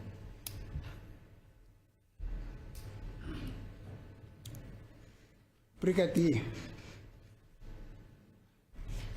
you're running around in circles. I'm noting that. But let us try to make progress. Explain his rights, and thereafter ascertained, I don't know how to put words in your mouth. What did you say about his mind being clear again? I was of the view, my lord, that he was in his clear and sober senses. Mina ke ukuthi ke wayesemqondweni ke ngokuphelele. No, Brigadier. No. You said you explained his rights in terms of the Constitution, and you had to ascertain that his mind was clear, not so? No, my lord, I think maybe, I'm not a doctor, so, but with greatest respect, I'm not saying in a bad way. When you interview a person, especially for the purpose of a confession, you need to satisfy yourself, meaning now the person that you're interviewing, that person is in his clear and sober senses. That is done by observing the person, the interaction that you're having. I'm referring to that part, that according to my observation, that's the opinion I formed, that he was in his clear and sober senses. And if I recall, I just don't remember at what stage, my lord, I may have asked him as well if he took any intoxicating drugs or anything, and he said no to me, my lord. Lokhu ke ngikusho ke nginkulu ke inhlonipho ukuthi angisiyena ke udokotela. Uma ngikhuluma ngalokho ke ngikhuluma ngokuthi ke uyaxoxisana noma uyakhulumisana nomuntu. Manje ke usuyambuka noma uyambheka ke indlela akhuluma nawe ngayo noma ke impendulo akunikeza zona. Yilokho ke engikushoyo ngokuthi ke umuntu abe semqondweni ngokupheleleka ukuthi akukho nje okumphazamisayo. Ingakho ngambuza ke nombuzo ukuthi ke ingaba ikhona yini idakamizwa oyisebenzisile, wangiphendula ke wathi cha. Yilokho engikushoyo engikhuluma ngakho.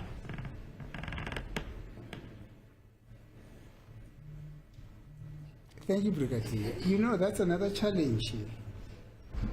Because that requirement that you're talking about, that the person should be in his clear and sober mind, is a requirement for a taking of a confession, not so? Yes, it is, but remember, it is, I agree, my lord, but remember, my lord, I'm saying, you can't separate this from the fact that I was told that he seemed to be making some form of admissions, even though I didn't know the details. So I went there to check, because I knew the position of Sergeant Mokola. If he was an officer, I would have obviously asked for more details. So I went there, taking into account the issues of the constitutional rights. But then when I move to questions and assertions in terms of what he wants to do, I have to warn him in line of where we're going, because had he said, I understand, and he doesn't say, he implicates himself, then the question was going to follow up to say, you may have said certain things to Sergeant Mokola, about your involvement. What, you know, so it would have went there. So I had to warn him proper, make sure that he understands his right, but most importantly, my lord, that he fits the criteria of making such assertions. Because if I was of the view that he is intoxicated, that conversation would have ended there. I couldn't take it further with someone who's under intoxication or under influence of drugs, my lord. Yebo, lokhu kangeke ukuhlukaniseke nokuthi uma ngifuna ukuthi ngibheke isimo somqondo wakhe ke ukuhlukanise nokuthi ke uma ngiya lapho ke kukhona ke lokho esengikutsheliwe uyena uSergeant Umukhula, ngakho ke manje uma ngifika kuyena ke sengimxwayisa ke ngamalungelo akhe ke.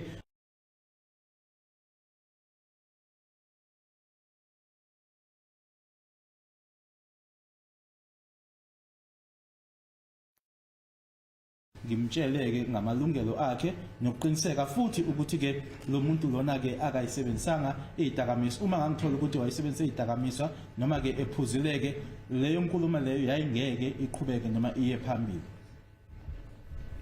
Thank you, Brigadier. Now, Brigadier, you are saying in your own word of mouth that you're not a doctor.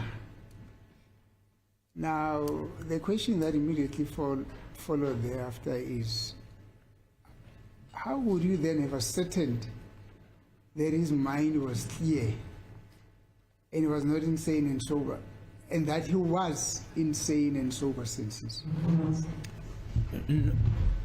Oh, I thought Dr. Swandi is objecting.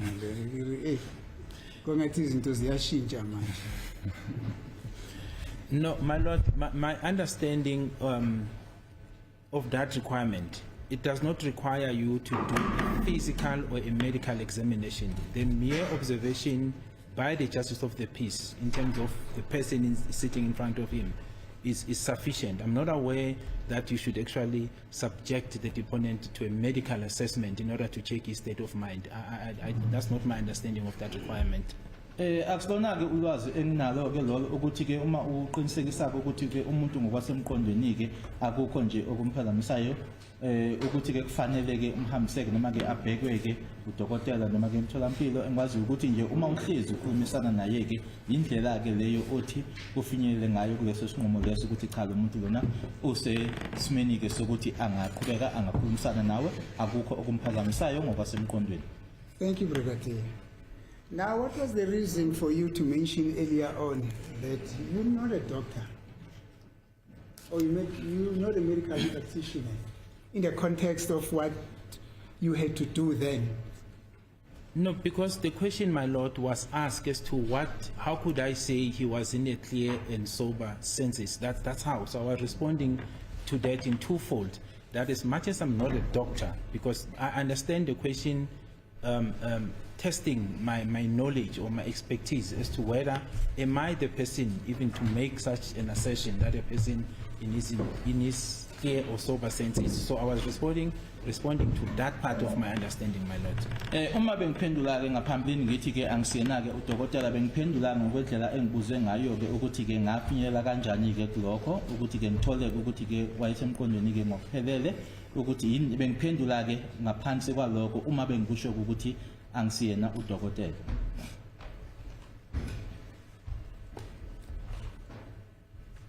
Thank you, Brigadier, and you still insist that you are not a doctor.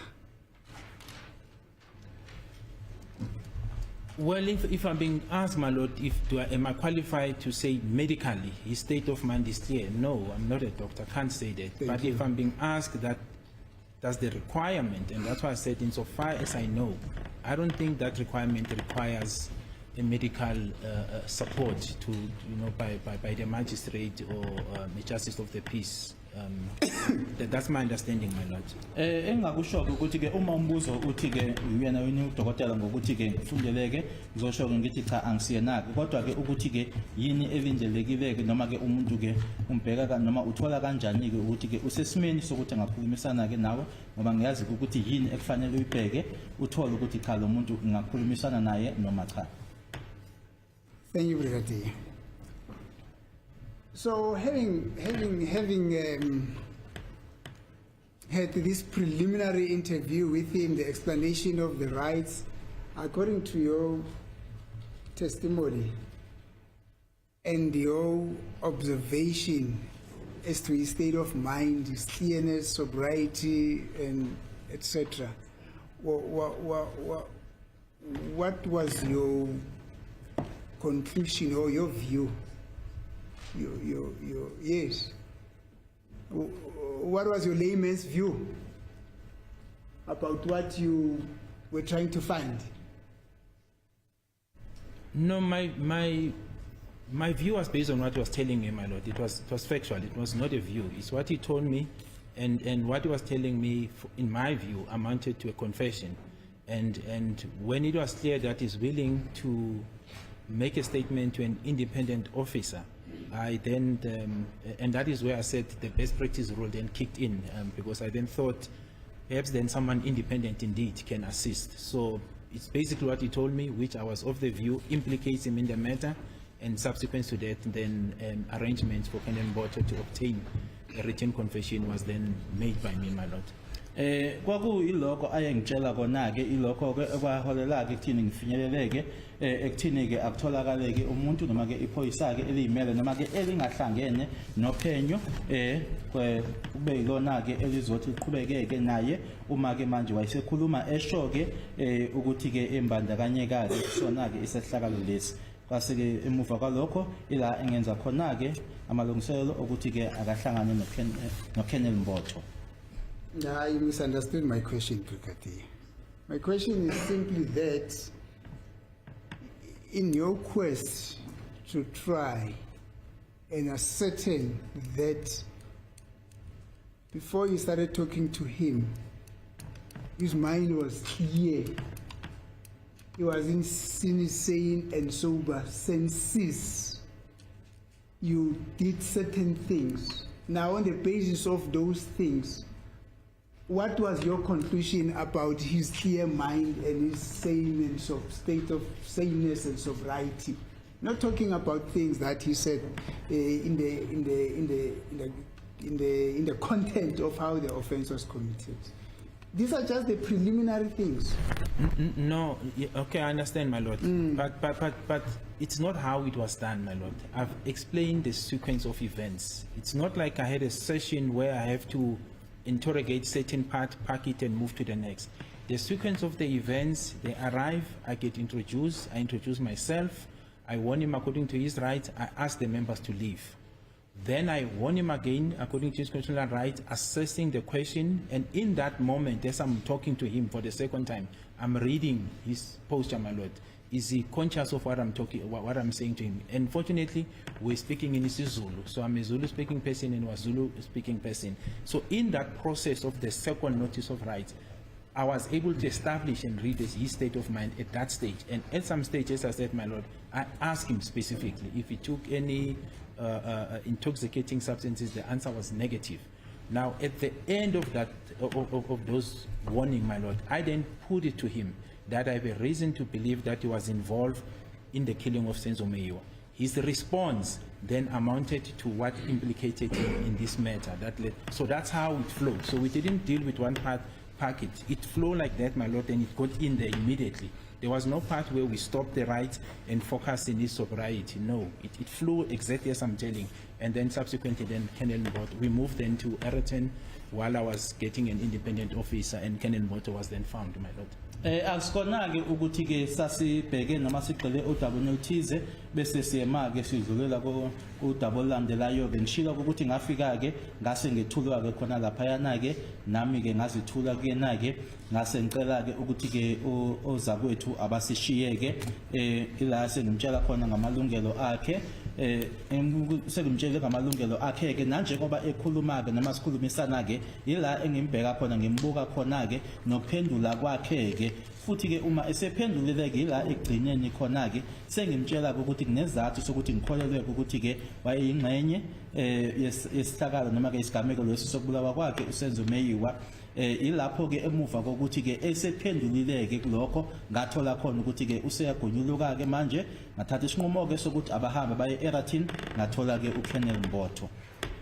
So Brigadier, Your explanation says to me there was no point where you interacted with him then, where you actually formulated a view that this person was in his clear mind, was in his sane and sober senses, except for that little question that you asked him if he took drugs or alcohol or what.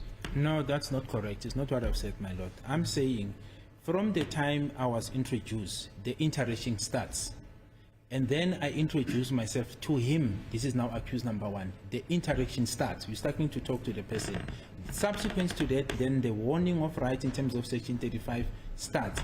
Those warning, the rights that I gave, they were directed to accused number one. So there is interaction. Thereafter, I asked the members to excuse me, the members who were there. I remain with him. I continue administering his section 35 right and requesting responses from him. Write to an attorney. Do you want an attorney? The response is no. He is talking to me, my lord. So that is the sequence that I'm talking about. That in the midst of giving these rights, you interact, you are able to form an opinion that the person is either okay or not okay. That's how I dealt with it, my lord. Indlela engenza ngayo ke ngaphambilini ke kwalokho nje engikusheleleke ngaphambilini ukuthi ke ushilo uKenya ubrigadier ukuthi ngaleso sikhathi ke sasikhulu okunye futhi ukuthi sasikhuluma isiZulu ke ngiyumZulu ke naye ke futhi wayikhuluma isiZulu okwenzeka ukuthi ngishilo ngaphinda futhi ke ukuthi ngafika ngethula nami ngazethula kuyena ngabacela ukuthi abashiyeke ngakhulumisana naye ngimtshela ke ngamalungelo akhe ke anawo ngokomthetho sisekelo futhi ke nanjengoba sikhuluma ke ila engithola khona ke ukuthi ke cha ngokuphela uyakuzwa ke lokhu engikushoyo kuyena uyakulandela lokho kulesigameko sesibili ke sebehambile ozakwethu la esikhuluma khona engithola khona ukuthi impela ke la ngenkulumo siyazwana.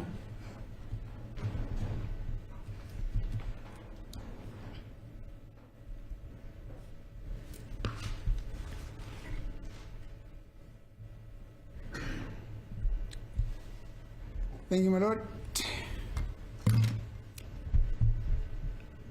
My attention is drawn to the registration in the chronometer.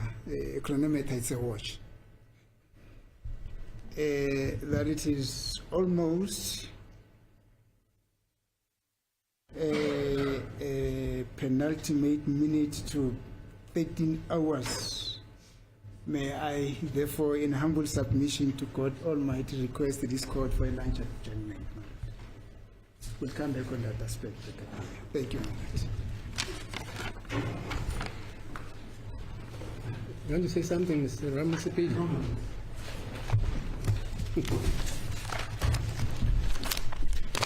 Okay, lunchtime, 2 o'clock.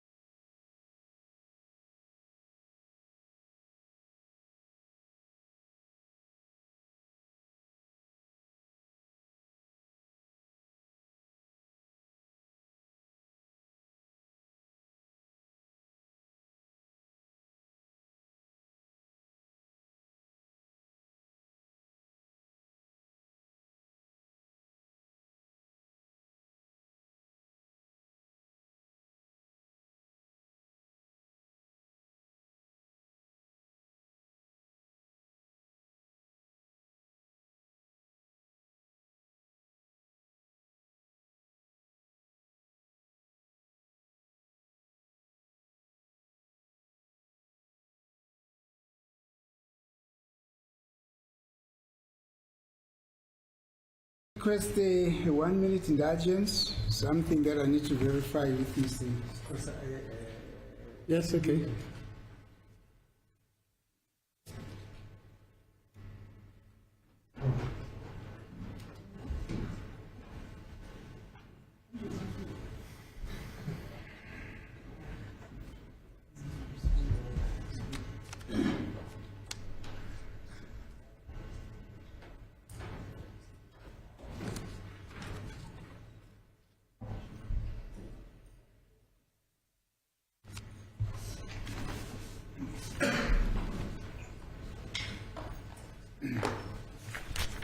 Thank you for the indulgence, my lord. Now, insofar as the interaction that you had with accused number 1, before you departed to Ireton, you then made that entry in your diary. Is that what you're saying? Yes, that's what I'm saying, my lord. Thank you. engishoyo ukuthi ngaphambi kokuthi ngihambe ngiye eRatin ila engabhala khona phansi. Now, Brigadier, you would recall that at the inception of my cross-examination on behalf of accused number 1, we dealt about the prominence and the high profileness of this case, not so? I recall something to that extent, my lord. Uzokhumbula ukuthi mangiqala ke ukubuza imibuzo sikhulumile ke ngo indlela ke noma ke ngogqama noma ke indlela ke icala leli ke ebelibonwa ngakhona malibuka ngakhona yebo ngiyakhumbula ke lokho. I Brigadier, just be honest. It was not something to that extent. We spoke about that. It wasn't just a light thing. You see, just be open, you know, since the court, I know Mr. Missy, I know you're right, we spoke about that. Not something like that. But be that as may, if that is your answer, then it's fine, let us proceed. In any event, we spoke about something like that. Thank you, Brigadier. And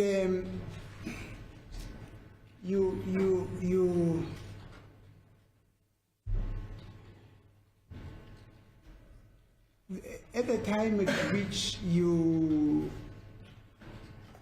were involved in this, in the investigation of this case, you're already seasoned investigator, not so? More than 25 years in the business, not so? I have knowledge of investigation, my lord. Thank you. That's how I can answer it. Yes. Engaphendula ngathi ke benginalo ke ulwazi ngokuphenya mala nokuphenya ke nkathi ke ngiqala ukuphenya icala leli. I'm not so sure if the commissioner basically brought this to your attention and said, Kininda, actually then you're Colonel Kininda. You know, the reason why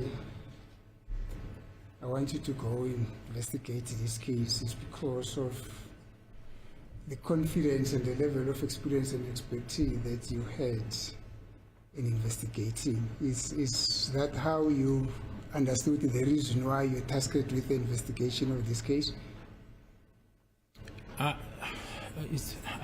don't know what informed the commissioner's mind, my lord. Thank you. All I know is that I was given a mandate to investigate, and I followed the mandate. Angazi ke ukuthi yini eyaholela ekuthini ke ucommissioner anikeze mina ke engikwaziyo ukuthi nje kwathina ke angenze lokho ngalandela ke lokho kwathi angikwenze. I can tell you, Brigadier, that the reason why the commissioner did that is because he had no doubt that you will do a sterling job in investigating this case and come up with something material, and therefore not actually, because this case has been like a hot potato in the subs. You know, then they said to you, Brigadier, can you please assist us as a seasoned investigator? I could not have said that. That only comes from you, from me. That is my view. I don't know, my lord. Yes. Thank you, Brigadier.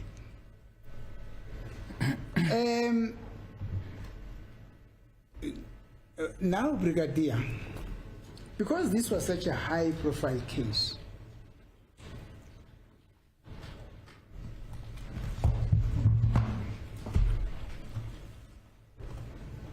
and according to you, you had already explained the formal rights of the accused persons to him, and you had noted the conversation that you had with him in the diary.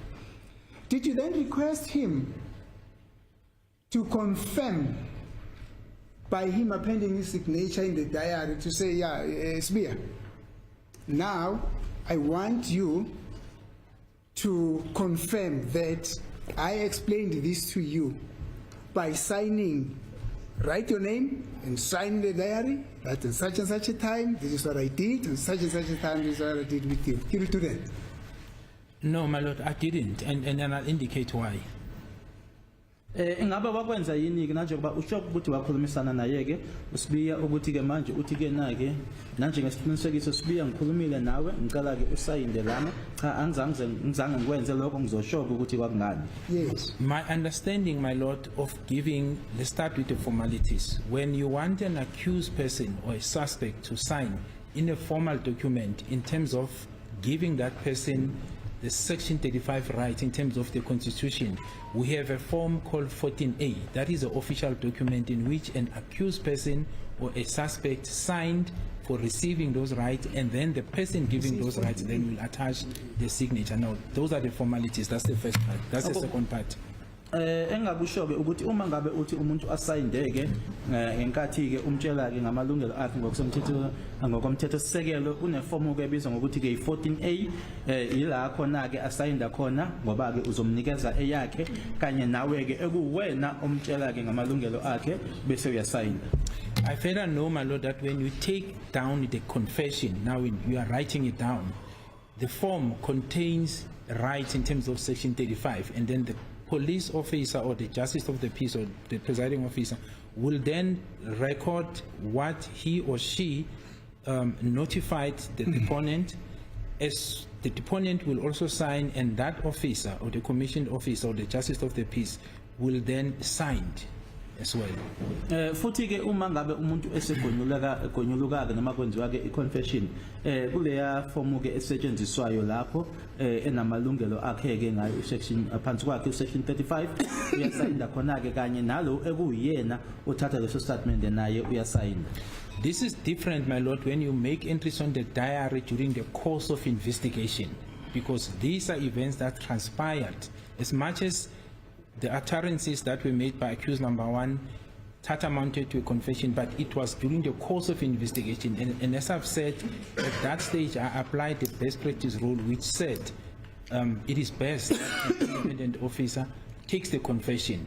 So it was a summary of my interaction. As I indicated, my lord, it starts from the time I reported on duty to the time I'm being informed, to the time of saying I've warned accused one according to his constitutional rights. It goes further to me mentioning Mr. Monareng, phoning him to assist. It goes to Colonel Mboto. It goes to right up to the end. So it's a summary. It's not a formal document where I sit down, put questions, elicit answers, and then at the end, the person before me must now confirm the correctness of the document. Kuhlukile ke lokho la khona ke uhlezi phansi ke nomuntu ukhulumisana naye ke ngoba lokho kwenzeka ke ngesikhathi sokuqhubekeka ke noma uqhubeka ngalo uphenyo ngishilo ngathi iqale ngesikhathi ke ngiyiqala emsebenzini ngalelo langa ngase ngithola ucingo ngase futhi ke ngifonela naye ke uMonareng uKenneth Mbotho lokho ke kona ke kuhlukile kunokuthi ke kune form oyisebenzisayo la khona ke ngishilo ukuthi ke lokho isifinyezo saloku okwenzeka ngalelo ngoba kuyingxenye yokuqhubeka kophenyo. That's my response, my lord. Iyona ke impendulo yami leyo. Thank you, Brigadier. By the way, at the time at which you did this, were you already Brigadier or a Colonel? I was a colonel, my lord. Ngesikhathi ke kwenza lokhu ngangise uKenneth ngerank. Thank you, Brigadier. Brigadier, you know that's a problem.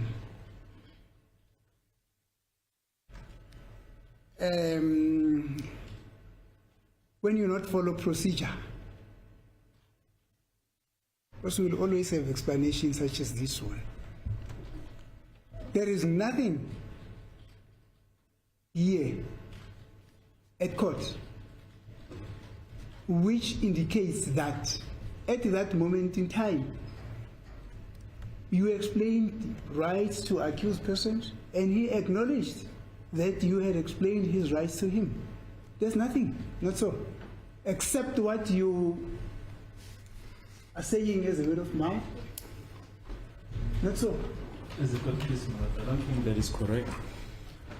We did make the diary available, and the defense, all of them, inspected the diary. This we can see from the proceedings of the 29th of November 2023,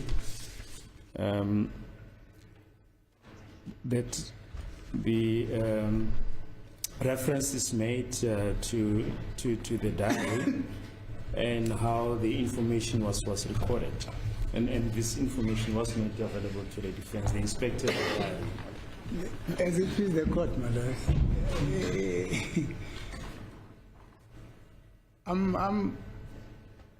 Although I don't remember that diary being made available to the defense, but that's not an issue here. The issue is, what is it that is there before these courts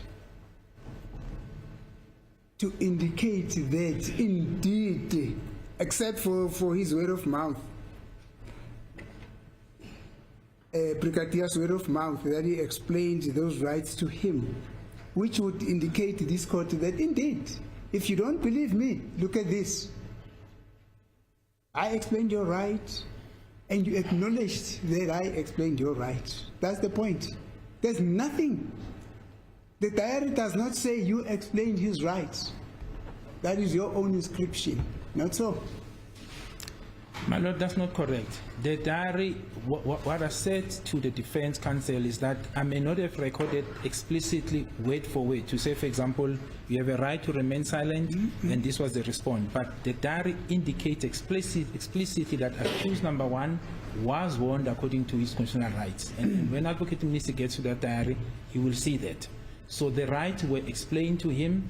I did that, my lord. And out of that, that is how Colonel Mboto comes into the picture, because you can't engage an independent officer to come and assist you in taking a confession from a suspect when you do not know what the suspect has to say. It doesn't flow. You have to speak to the person, warn him according to his or her rights, understand that this person is willing to make these assertions freely and voluntarily.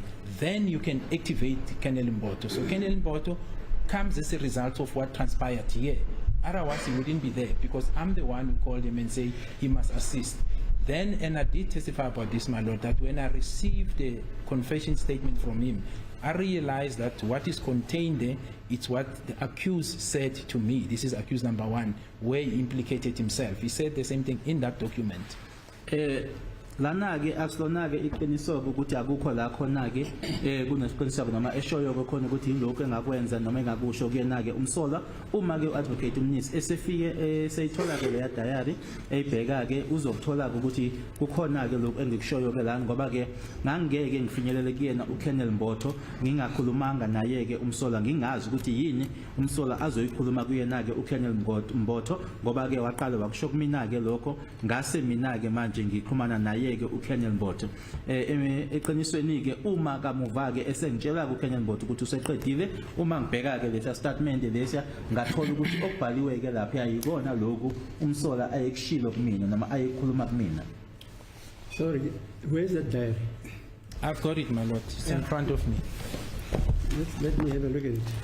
As it is the court, my lord, in the meantime, my attention is drawn to accused number one. Yeah, fine. Thank you.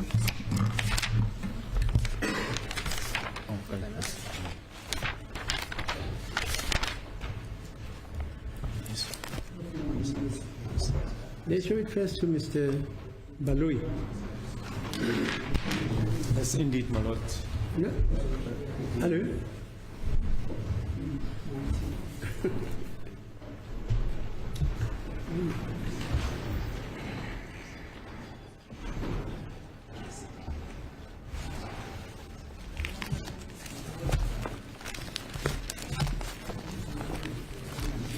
This is the first time you see that document, Mr. Baloyi.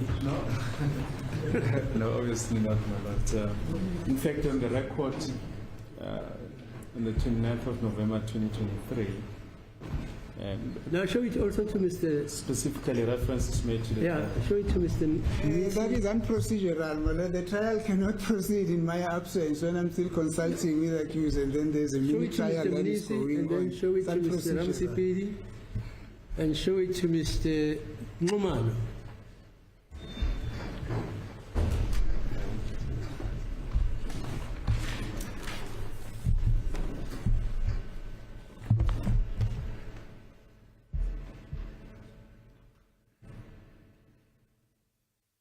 I can't see, my lord. Okay. It's more of a hieroglyphic handwriting. Yeah, fine. Show it to Mr. Ramsipedi and Mr. Ngumalo.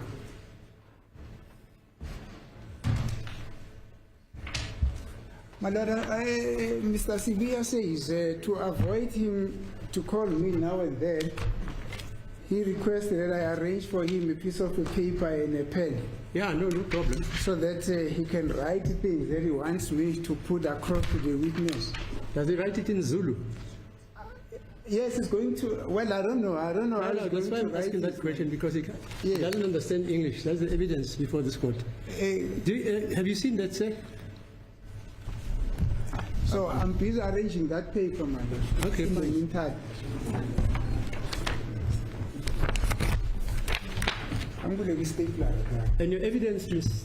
Brigadier, is that that diary was photocopied It was photocopied and handed over to the defense. Yes, in fact, my lord, my recollection of the directive, the instruction of the court was that, because we had to adjourn, was that I must show the defense the original first. Yeah. And that's what we did.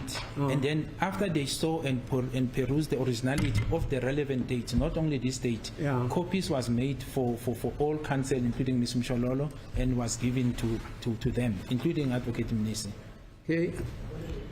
Do you have that document, sir? I confirm my lord that copies were made available. And you all have them, eh? I can't speak for Then at least you saw it. this. At least you saw it. And Mr. Ngumalo, you saw it also. I'm still reading, my lord, to see if it's. No, we're talking about the copy now. Yeah, I'm trying to understand what is written here. No, we're talking it for purposes. Purposes. We're talking about the Yes. copy. I've Did seen you it. receive it? Yes, I've seen it. You've received it. Yes. Right. I'm the only one who never saw it. Can I have a look at that? I'm about to finish, my lord. Was it handed up, that document? It wasn't given a reference number. No, it wasn't handed up. What happened, my lord, is that we all sat around the witness stand looking at the diary, and it was during the cross-examination of Mr. Mgomezulu. And so the late Mr. Mgumezulu also saw that diary. Yes, and the court said the brigadier must make the diary, not copies, physically available to all defense counsels. That's when we gathered around. Is the it on witness record there? Sorry, yes, it's on record. Yeah, just read it so that Yeah. people mustn't say, Oh, okay, this was on the 29th of November 2023, yeah. page 16, line 2, Mr. Mgomezulu, may the matter stand down, and the court says, no, I was going to suggest that the brigadier must make his diary, not copies, physically available to all the defense counsels. And you say that was done. Yes, and the court says, I hope nothing happens like when Mohane made a report so that you can all of you can peruse Brigadier Gininda's diary, because he says he was recording these things contemporaneously and I think you should read contemporaneously into his diary, and then if you have any problems with that, you can raise it under cross-examination. Okay. Fine. As it is the court, my lord, which is exactly what is happening now. I'm raising it under Now, but the point is, you said there's nothing, I'm quoting you, to show that what the brigadier is saying was ever recorded. And his answer was, that is not correct. Yes.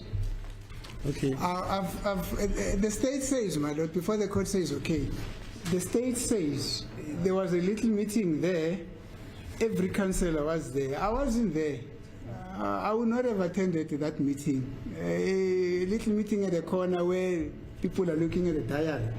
I definitely wasn't there. I don't know who else was there, but me, myself, I wasn't there. Maybe Mr. Mgomezulu, yes, then he was representing accused number 1. He could have been there, but I wasn't there. Maybe, and simply because on the basis of the fact that this information does not even form part of the court exhibit, I don't know anything about it. But my lord, that is not the gist. This information in the diary here is not in dispute. I mean, if the court can really hear me and hear me well, the witness can hear me and hear me well, and the state, the prosecution, can hear me and hear me well, I am not disputing that that information was made in the books. It could have been written there as it is now. When it was written, I don't know. But the issue is,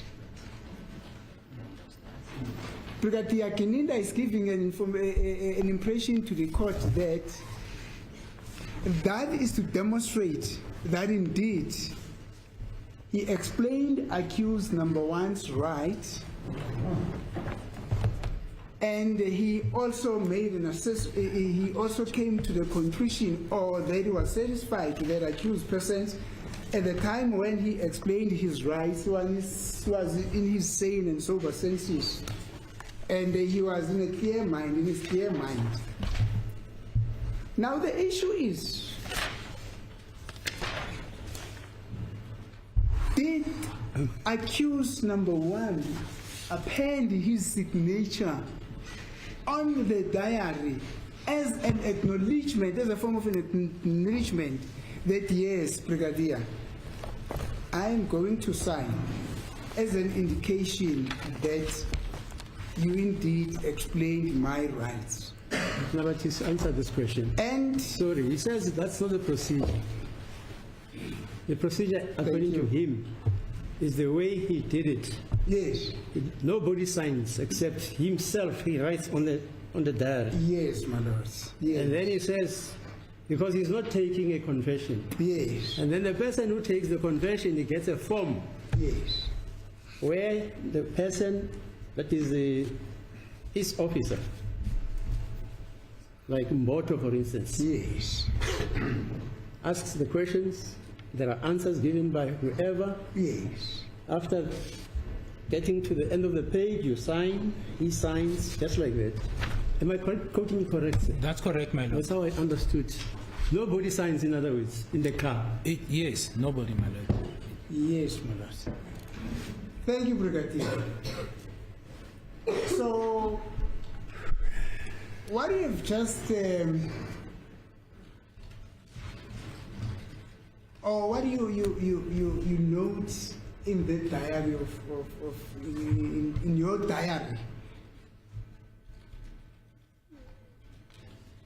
it's just something neutral in demonstrating that you explained accused person's right, because there is no acknowledgement by accused of the fact that you explained his rights. Not so. But my lord, you can't document it. This is what I'm saying. There are procedures as to when do you use an official document to give the rights to the accused in terms of Section 35. And that is why I'm saying the formality. In the diary, it's a register that is given to officers to record their duties. The formalities in terms of Section 35 rights are contained in the SAPS 14A.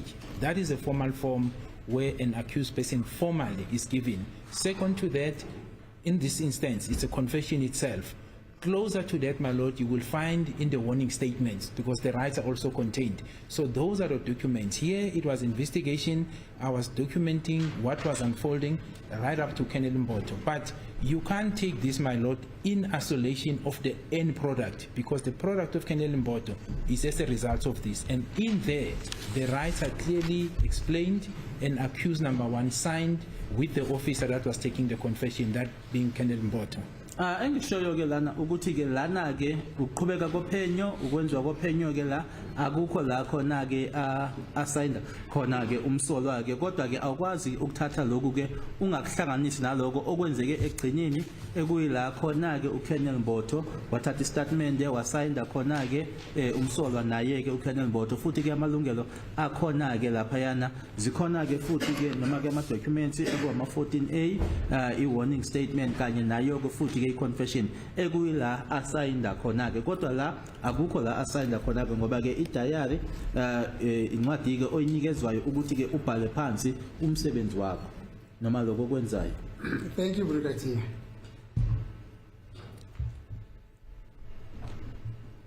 We are agreeing that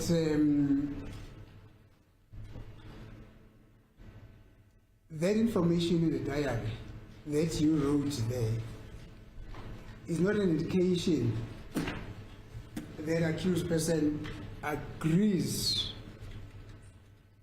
or agreed that you explained his rights, not so.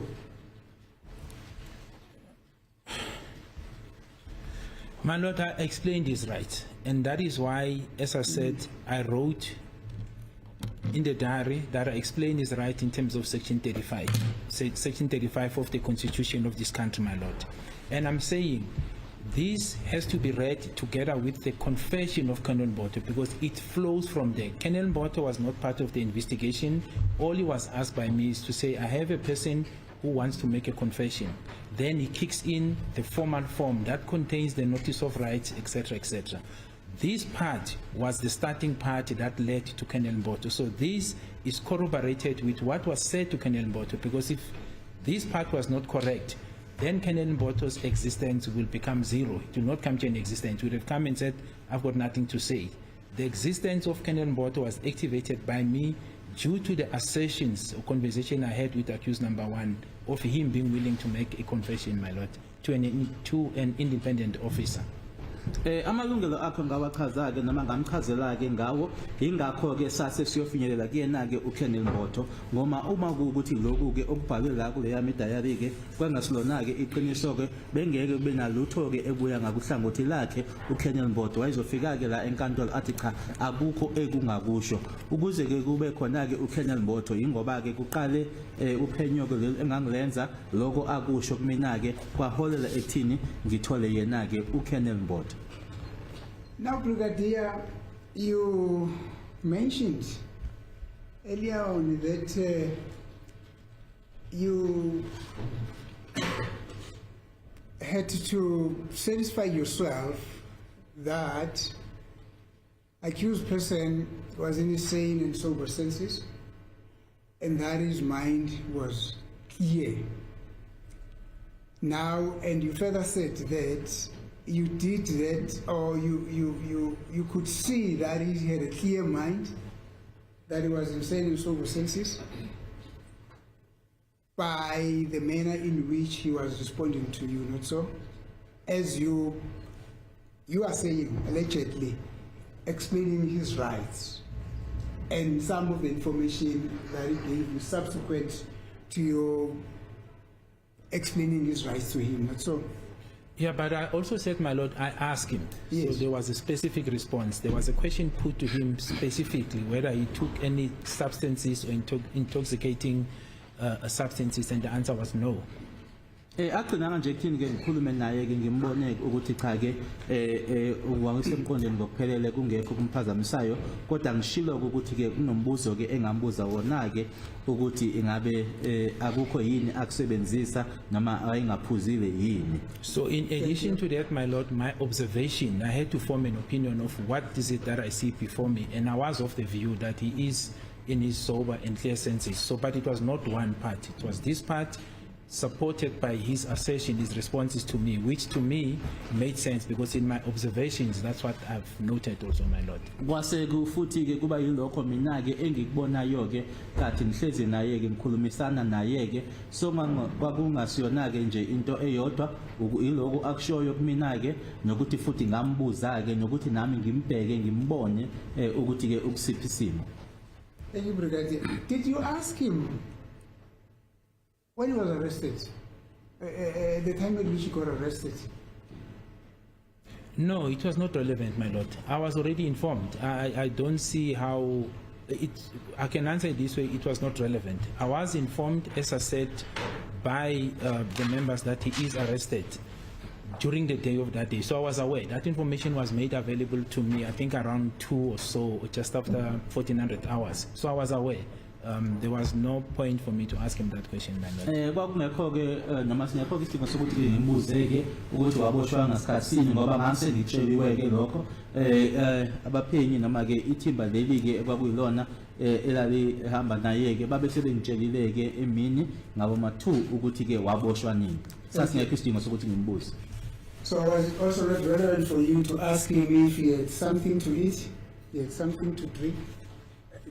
Like, is it not alcohol? Like, water, could drink and No, so forth? No. So it was also not necessary for you to ask him those questions? no. What was important to me, my lord, as I've said earlier, was to ensure that he understands his constitutional rights. And that is why I said I warned him twice. First, I gave him his rights in terms of the constitution when I arrived because I knew he was arrested. And then we moved to the second part where I elicit the responses, and then we moved to the confession. So my focus was to ensure that he understands his constitutional rights, which he did, and then we moved to the next part where I wanted to understand, or rather establish, what does he select to do.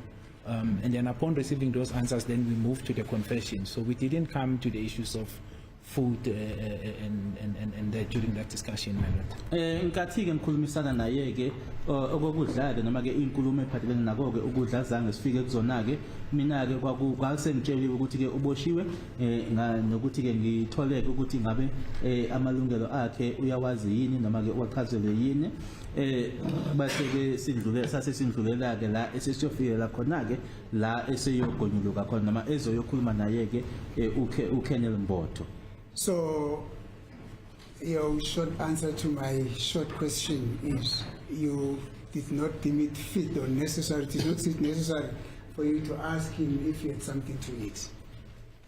No, my lord, in terms of the constitutional rights, there is no such a question that you must give that right to a suspect. You give the right in terms of Section 35 constitutional rights. There is no such. What I made clear to him is the rights that are contained in terms of the Constitution, and that he is free to speak to me freely and voluntarily. And that is why I moved away the members who arrested him, so that I can remain with him to create a sense of accountability. And if he raised such, for example, that he needs water, he needs to eat, I would have assisted him. There would have been no reason for me, if such was asked to me, for me to say no. But there was no such that was posed, and my focus was the issue of the constitutional rights, which he clearly understood and elected in terms of the responses that he wanted to do. Mina ngoba ke uma ufundela umuntu noma ke amalungelo lawo akhona ke ku sekelo ke akukho la ekhuluma khona ke ngokuthi ke kufanele ubuze ke ngokudla. Mina ke ngangigxile ekuthini ngenza isiqiniseko sokuthi ke amalungelo akhe ke uyawazi noma ke uyawezwa. Ingakho ke ngacela ke nalaba engafika ke bekhona lapho ukuthi ake basishiye ke kube yimina naye ke ukuze naye ke azokhululeka uma ngabe ekhulumisana nami. Uma sasikhona ke isicelo sinjalo ukuthi ucela amanzi noma ucela ukudla ke ngangizomsiza noma ngangizomlekelela ngalokho. Sorry, my lord, the other part that is close to the question that Advocate Mnisi is asking me is the right that says, because I gave it to him, I knew he was already detained, is the right that says he's got a right to be detained in an environment that is suitable with human conditions. So that is suitable to a human condition. Obviously that includes water, food and so forth. So that's how far I think I would have taken this part, because I explained these rights on the background of knowing that he is already arrested for the case of drug dealing. ilungelo ke ngicabanga ukuthi ke linikileke noma ke liseduzeke kulelo ke likhona ke nalo kumalungelo abasola noma ke umuntu oboshiwe awafundelayo ukuthi unelungelo ke lokuthi ke uma eboshwa ke indawo ke agcinwa noma avalelwa kuyona ke kube yindawo ke ehambisana ke nendlela ekuyiyona noma efanelekile nezimo zabantu noma ehambisana nezimo umuntu ekufanele ahlale ngaphansi kwaso. Brigadier, is that what is also contained in your diary? That you told to him that as part of, I had it at the back of my mind, that is because he's a detained person, he had to be kept in humanly possible conditions and all those. Is that also what is contained in your diary? No, it's not contained, my lord. Thank But you. what is contained in my evidence previously, not only now, is that the accused was warned twice. I did indicate, and I did say on the previous record that the first part was because I was aware that he was detained. I was informed, and I wanted to make sure that he understands his rights insofar as the second part. The second part, I was now moving to this matter and trying to establish what is it that he elects to do insofar as this matter is concerned, my lord. Okwenzeka ke lokhu ongizabona ukuthi ke ngakusho ke akha abhaliwe noma ngukho kwidiary kodwa ke enikushilo ngaphambilini engisakusho namanje ukuthi ke uma exwayiswa ngawo amalungelo akhe lokho kwenziwa ke kabili ngoba ngangazi ukuthi kwayiboshiwe ke ngenza ke isiqinisekiso sokuthi ke lokho futhi ngiyakwenza ke ngimtshela ngawo amalungelo akhe uma sengidlulela ke manje kuleli ke icala ke mayelana nokuthi ke yini ke akwaziyo ke mayelana naleli cala ngaphinde futhi ke ngamexwayisa ngawo amalungelo akhe.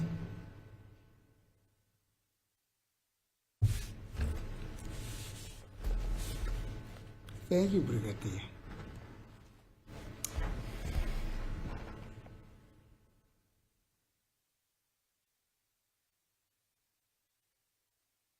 Now, you are saying a person can only be given you made mention of this 14A rights so many times. I'm trying to make sense of under what context did you really mention that, but I heard you saying a person can be given his full rights in terms of the section 4A notice, 14A notice. Did I hear you well there? No, not correctly. You heard me partly, my lord. And I was responding to the question to say the formalities when you give an accused or a suspect Yes. rights in terms of the constitution. The first form that you will have is SAP 14A that gives the constitutional rights of the suspect or the accused person that is being detained. So I was flowing in terms of the formalities. In other words, the official document that compels police officers to give rights, because when a person gets detained, you have to give this form. It must be completed by the police officer, the accused person must sign, and the police officer that administers those rights must also sign. And I said that was the first part. Then I said the second part, when the officer, like in this instance, Colonel Mboto, is taking down or was taking down the confession, then he has a duty based on that pro forma to give the constitutional rights to the accused because they are contained. And in that form, there is a space where the deponent, meaning the accused, has to sign and Colonel Mboto has to sign. Then I said, thirdly, when you deal with a warning statement, and I'm talking about official documents, my lord, there is a portion as well that deals with the constitutional rights of the accused. And then the accused person must sign, and the officer, the member that is taking the warning statement, must also sign. And I was saying, this diary that I was dealing with, it's not one of those documents. It's a police diary where I need to document my activities as I conduct my duties officially. And I recorded them in summarizing my investigation. Uma bengikhuluma ngayo ke i14A bengikhuluma lana ke ngawo ke ama documents ekuyiwona ke asetshenziswayo ke asemthethweni ke la khona ke futhi umsolwa ke asayinda khona ukuthi uma ngabe umuntu eboshwa amanye ke ama documents oqala awatholayo ke anamalungelo akhe uyasayinda khona nalo omnikezayo futhi abese sayinda. Okwesibili ke ngakhuluma ngayo ke i confession lena ukuthi ke nalapho ke amalungelo akhe mangichazela ke ngawo abese yasayina futhi nalowo ekuyena othatha leyo confession kuyena naye asayine. Okwesithathu ke ngakhuluma ngayo i-warning statement, ngikhuluma lana ke ngama documents ekuyiwona ke asayindwayo. Ekugcineni ke ngabe sengikhuluma ngayo ke lena i-diary ukuthi yona ke akusiyona ke enye yalawo ma documents la khona ke umsola azosayinda khona. Thank you, Brigadier. So you recognize the fact that there are official documents which have been designated by subs members in not subs members, by the subs institution, by the police institution in dealing with suspects or arrested people or detained people, and they are the section 14A notice of right, as you're putting it, the official document, which is the document that is used by an officer who takes a confession. If there's going to be a confession that gets taken, and there is that warning form, that 13M in bracket M form, which are the documents that the accused persons should also sign after the person that is reading out that information to them is also signed, not so? My lord, it is so. However, you see, because these forms I'm talking about, my lord, for example, 14A, let's deal with it. It kicks in at the cells. It does not mean that when you meet the accused person on the street or a suspect, you do not have to notify them of their constitutional right. You have a duty. In fact, you are compelled to do that before you start doing anything. The 14A, the taking down of the confession, the taking down of the warning statement comes at a later stage. But as soon as you engage a suspect, you have a duty to warn that suspect person according to his constitutional rights, even if you don't have the 14A. That is why, my lord, you'll see, for the sake of convenience and making things easier, previously in the pocket books for non-commissioned officers, they will then record those rights so that if they don't remember, they can read the rights to the arrested person, because it's a constitutional right that the person must be aware what he's getting himself into with the police when he answers question or what he elects to do. 14A will kick in at the police station, but between the time of arrest and the police station, a lot would have transpired. Same like with this accused. From the time I engage him to the time that he was detained in Valera later, a lot had transpired. So it was his constitutional right to be fully aware of his constitutional rights and elect what he wants to do freely and voluntarily, my lord.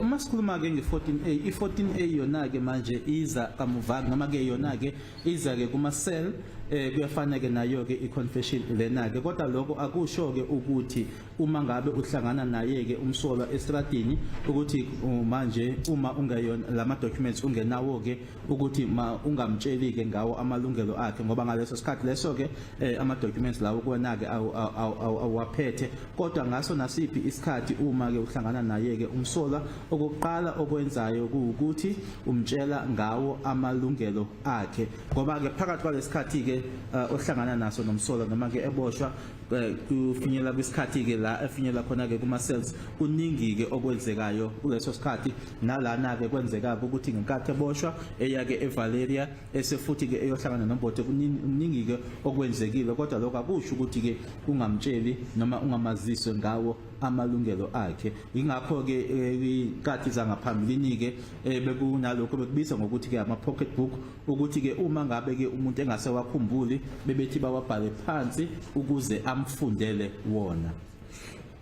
But Brigadier, my question was, do you then recognize and acknowledge that the official documents were in, or that are supposed to be used, where a suspect is either in detention, has been arrested, or is in custody, when an interview gets conducted with him, are those documents wherein that suspect, after having received the content of those documents from the officers that are dealing with them, they also need to sign in those documents alongside the officer who would have read out that information to them. Not so. That you acknowledge, not so. I acknowledge what is being said, my lord. What I don't want to come out unclear is that this part comes after the rights are already administered way before. It does not mean that when you come across the suspect that during the course of investigation, then you must automatically have the 14A. You will not find it. It's lying in the holding cells. You embark on investigation, you come across the suspect, you have a duty to warn that person according to his or her constitutional rights. There is no form there in terms of the 14A, there is no warning statement, and there isn't a confession form even for that matter. But you have a duty to inform this person of his and her rights. You can't keep that part away and say this part is silent until you formalize the recordings at the police station. It starts there, and then the answers that are given to you by that person must be respected as well.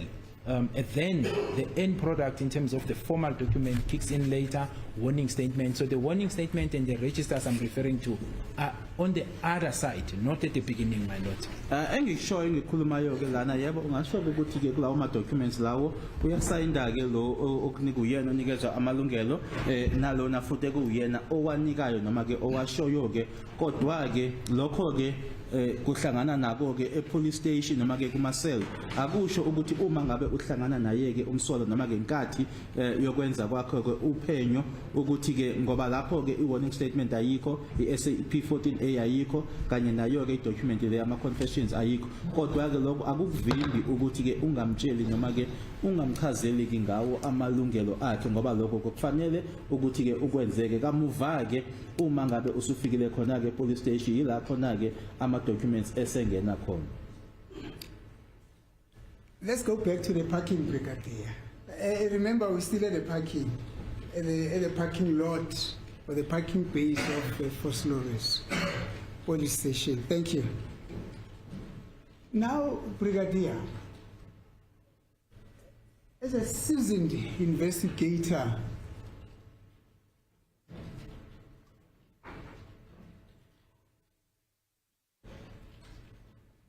there's a police station. We are actually within the precinct of the police station. I don't know how far that police station was from you, from where you conducted that interview with the accused person while seated in that red Golf. But you are at the police station. Is there anything that really stopped you from saying, accused, let me go and request that we be allocated with an office in this police station for us to go sit in the police station in the office to conduct this investigation?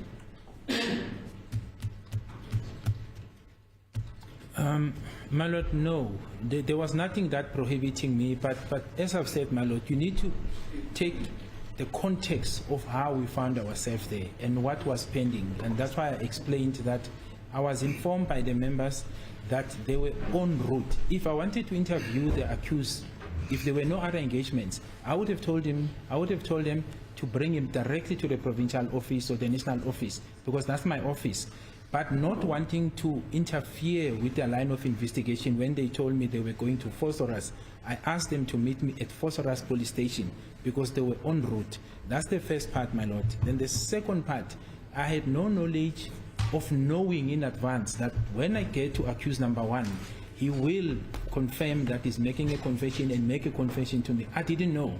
Now, with that limited information, on what basis do I activate the formalities of the office to do what, my lord? Because like I said, if I go to him and I detected that, for example, he was not in his sober and clear senses, that would have been the end of my engagement with him. in terms of protecting his right. Or if I go to him and he says, no, I've changed my mind, I do not want to make any statements, that is the end of it. Meaning, when this discussion between myself and him ends, the members must carry on with the investigation, because the purpose was not to interfere with the investigation. It was only when it became clear that he was implicating himself in this case and he was willing to make a statement freely and voluntarily to someone independent, that I then kicked in and said, let's go to Eraton. So I could not have arranged an office for something that I do not know at the time, my lord. Akukho ke okwakungivimba ukuthi ke ngingasebenziseki ehhovisi nanjengoba ke sasi lapho ke eFosters lase police station, kodwa ngangizothi uma manje sengenza ke amalungiselelo ukuthi ngihambe ngehhovisi ngithi ngiyokwenzani ke lapho, ngoba ke angazi ukuthi wayini awazoyikhuluma kumina ke nokuthi wayizothi yebo lokhu ke okuzwile yebo ngisakusho ngiyaqhubeka ngamo, noma uma ngifika kuyena athi cha lokhu ke okuzwile angisaqhubekeki ngako angisakusho ke. Futhi ke lana okunye futhi okufanele ukunakeke ukuthi lana ke kwakuphenywa ke kuphenywa elinye icala bangitshela ukuthi baya eFosters, ila engabacela khona ukuthi asihlanganeni ke eFosters. Manje ke ukuthi ke isikhathi sasizosola kuphi ke nokuthi ngizokuthi ngikwenza kanjani ukuthi ngihambe ngiyocela ihhovisi khona lapho ngingazi ukuthi yini le engangizoyitshelwa uyena umsola. Kungenkathi ke esengikhuluma naye esengitshela ke lokho angitshela khona la engathi khona ke manje sekulungeleke ukuthi angakhuluma nelinye iphoyisa elingahlangene nalo liphenyo, ngathi ke akuhanjwe kuyiwe eEraton. Brigadier, there's nothing that we're disturbing here. You are already at the police station. In any event, you had already disturbed their movement by saying to them, let us meet at the police station. We are now at the police station. And you know that there's a person, you knew that there's a person that I needed to conduct an interview with, and I'm within the precinct of the police station. And you are saying it was not necessary for you to request an office in that police station where you are, where you could have, which office you could have utilized to conduct this interview with the accused person. That's what you're saying? No, no, my lord. I think I've tried to explain, my lord, and I'll repeat again. The members, the arresting team that arrested accused number 1 were en route to Phosphorus. That is why I had to drive and meet them in Phosphorus so that I don't take them out of their route from the place where accused number 1 was arrested. So that's the first part, man. Okoqala ke nanjengoba bengishilo ukuthi ithimba leli ke babephenya futhi basho ke ukuthi basebenzele khona ke eFosters. Ingakho ngathi ke asihlanganeni eFosters ngingabakhiphi ke la kumzila lo ababehamba kuona noma umgwaqo lo ababehamba kuona. And secondly, my lord, I did not know what accused number 1 will say to me in advance, because I didn't speak to him. I was just told he's making some form of admission. I needed to speak to him, and to make sure that he is aware of his rights, as I alluded, my lord.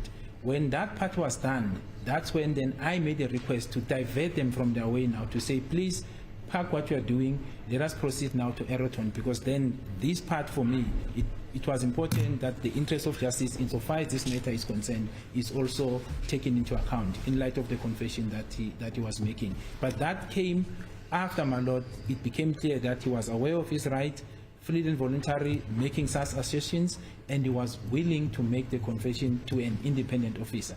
For example, my lord, had he said to me, yes, I want to make a confession, but I want to make it to you, I don't want to go to an independent officer, then yes, I would not have taken the confession in the car.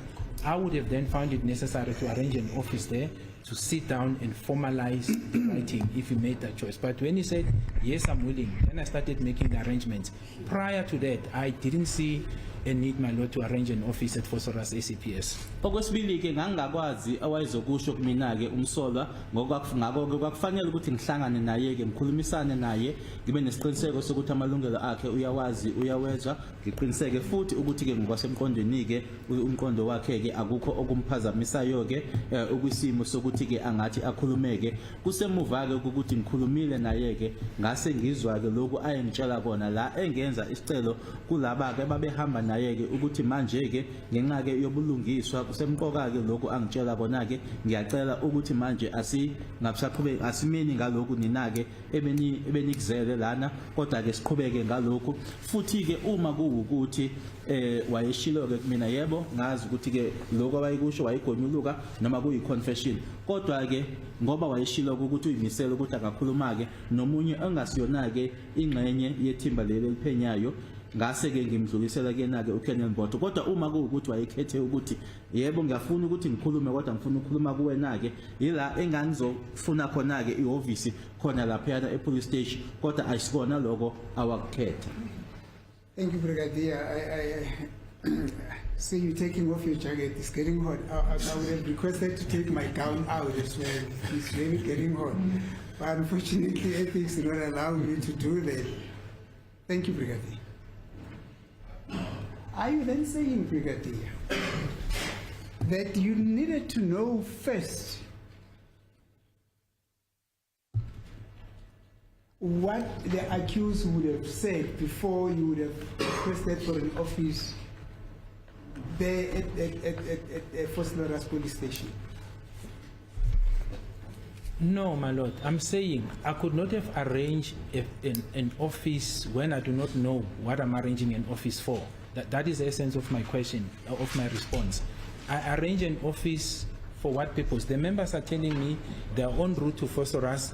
I know based on that information, my lord, based on my experience, it can go two ways. I can go there, the accused may have changed his mind, the members must carry on with their line of investigation. Hence, I wanted to meet them en route of what they were doing. Or he decided now, I don't want to carry on with what I've said.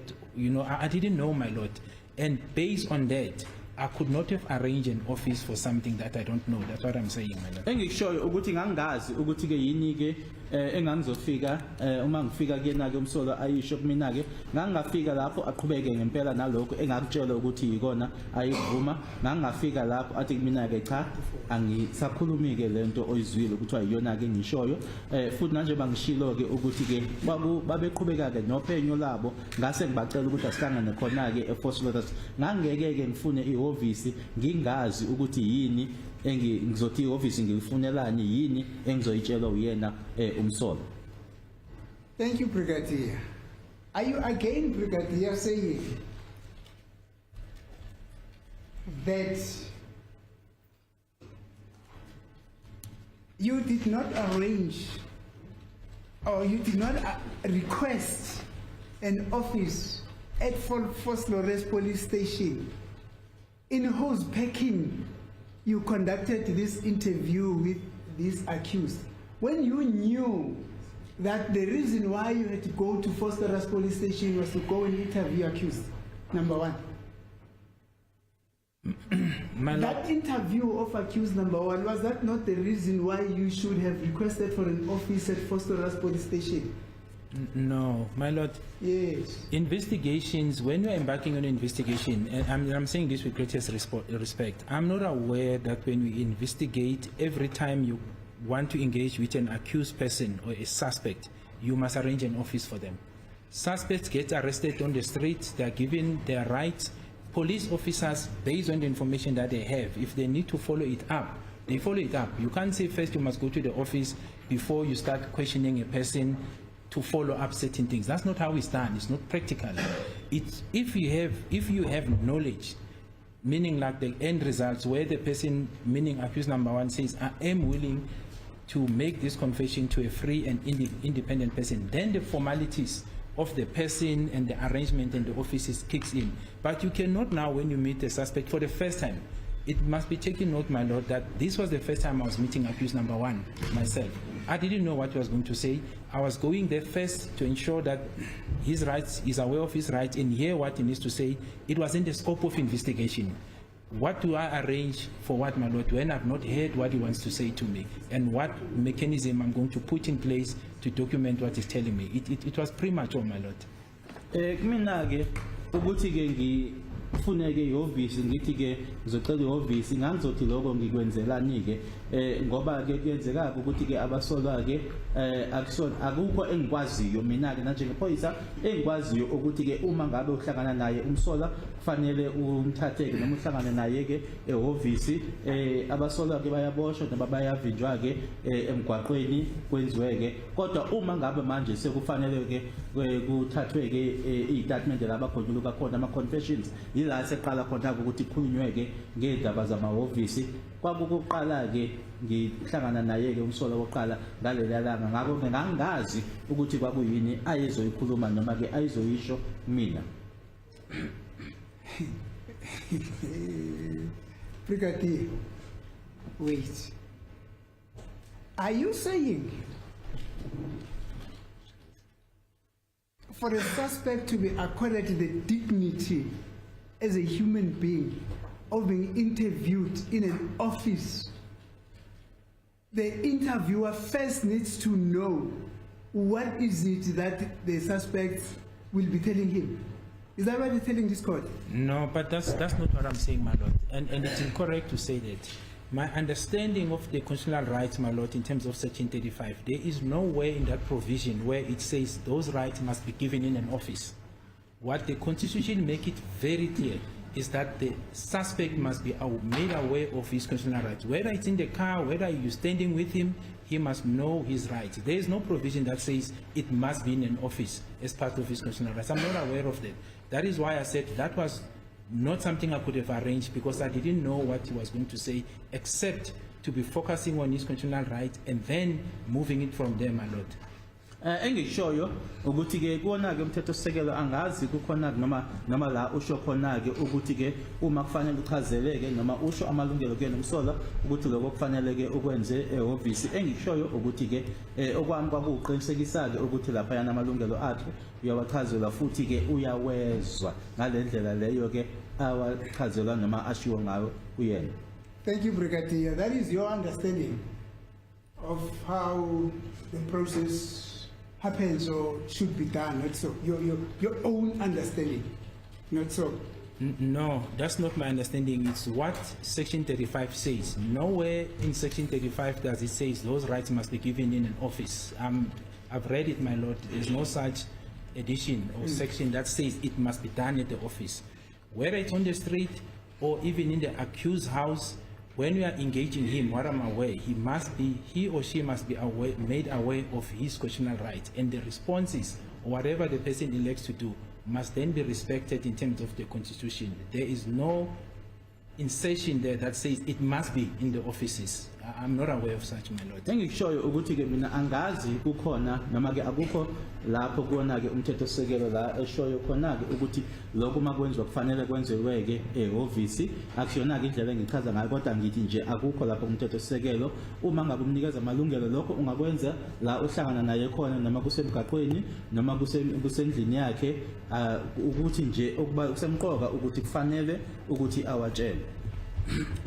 Brigadier Kininda, on the same token, which is your interpretation of Section 35, that very same Section 35 does not say the explanation of these rights can be done where you want to go do them, not so. Section 35 simply says these rights must be explained.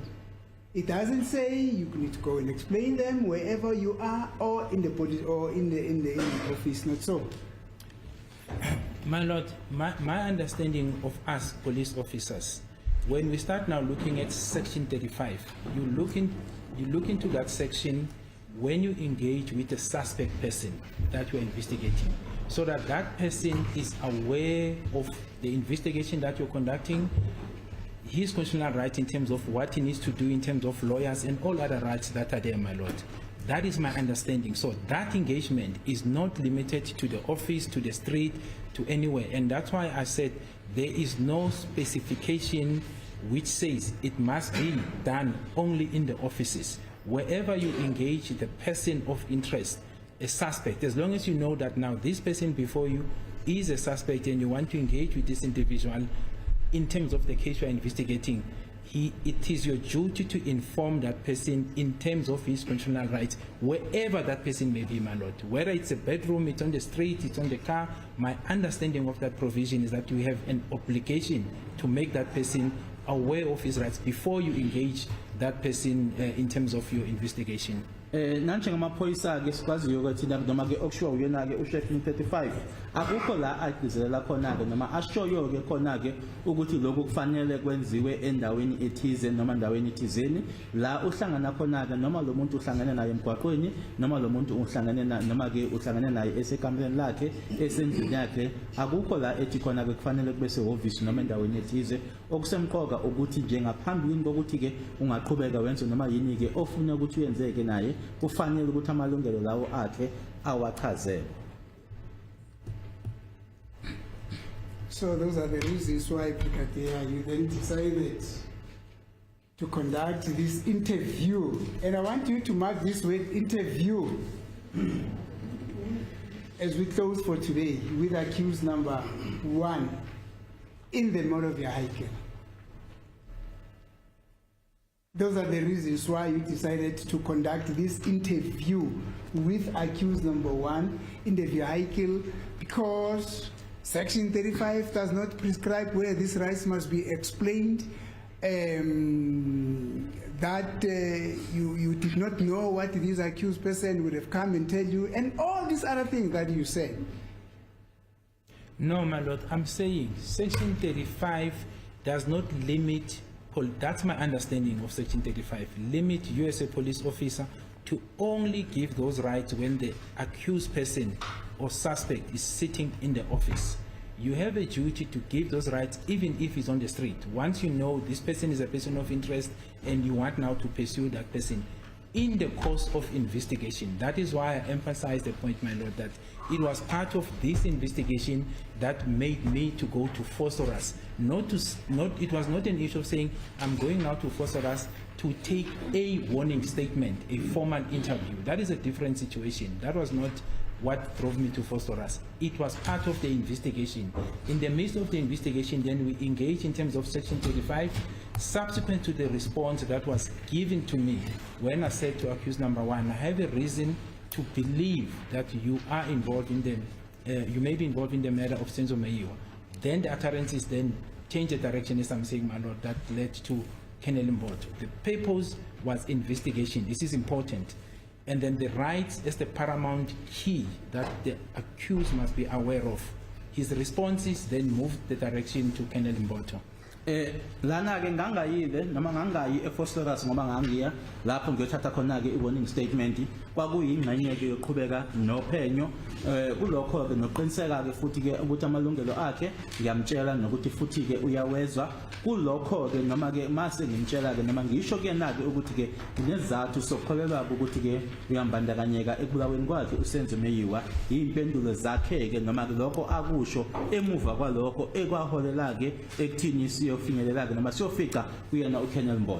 Now, Brigadier, we know that the point at which we are now, we are at the police station. We are not in the bushes, we are not in the field, we are not in the streets, we are in the perimeters of the police station. Not so? Yes, we agree, my lord. Thank you. Yeah, what's a police station?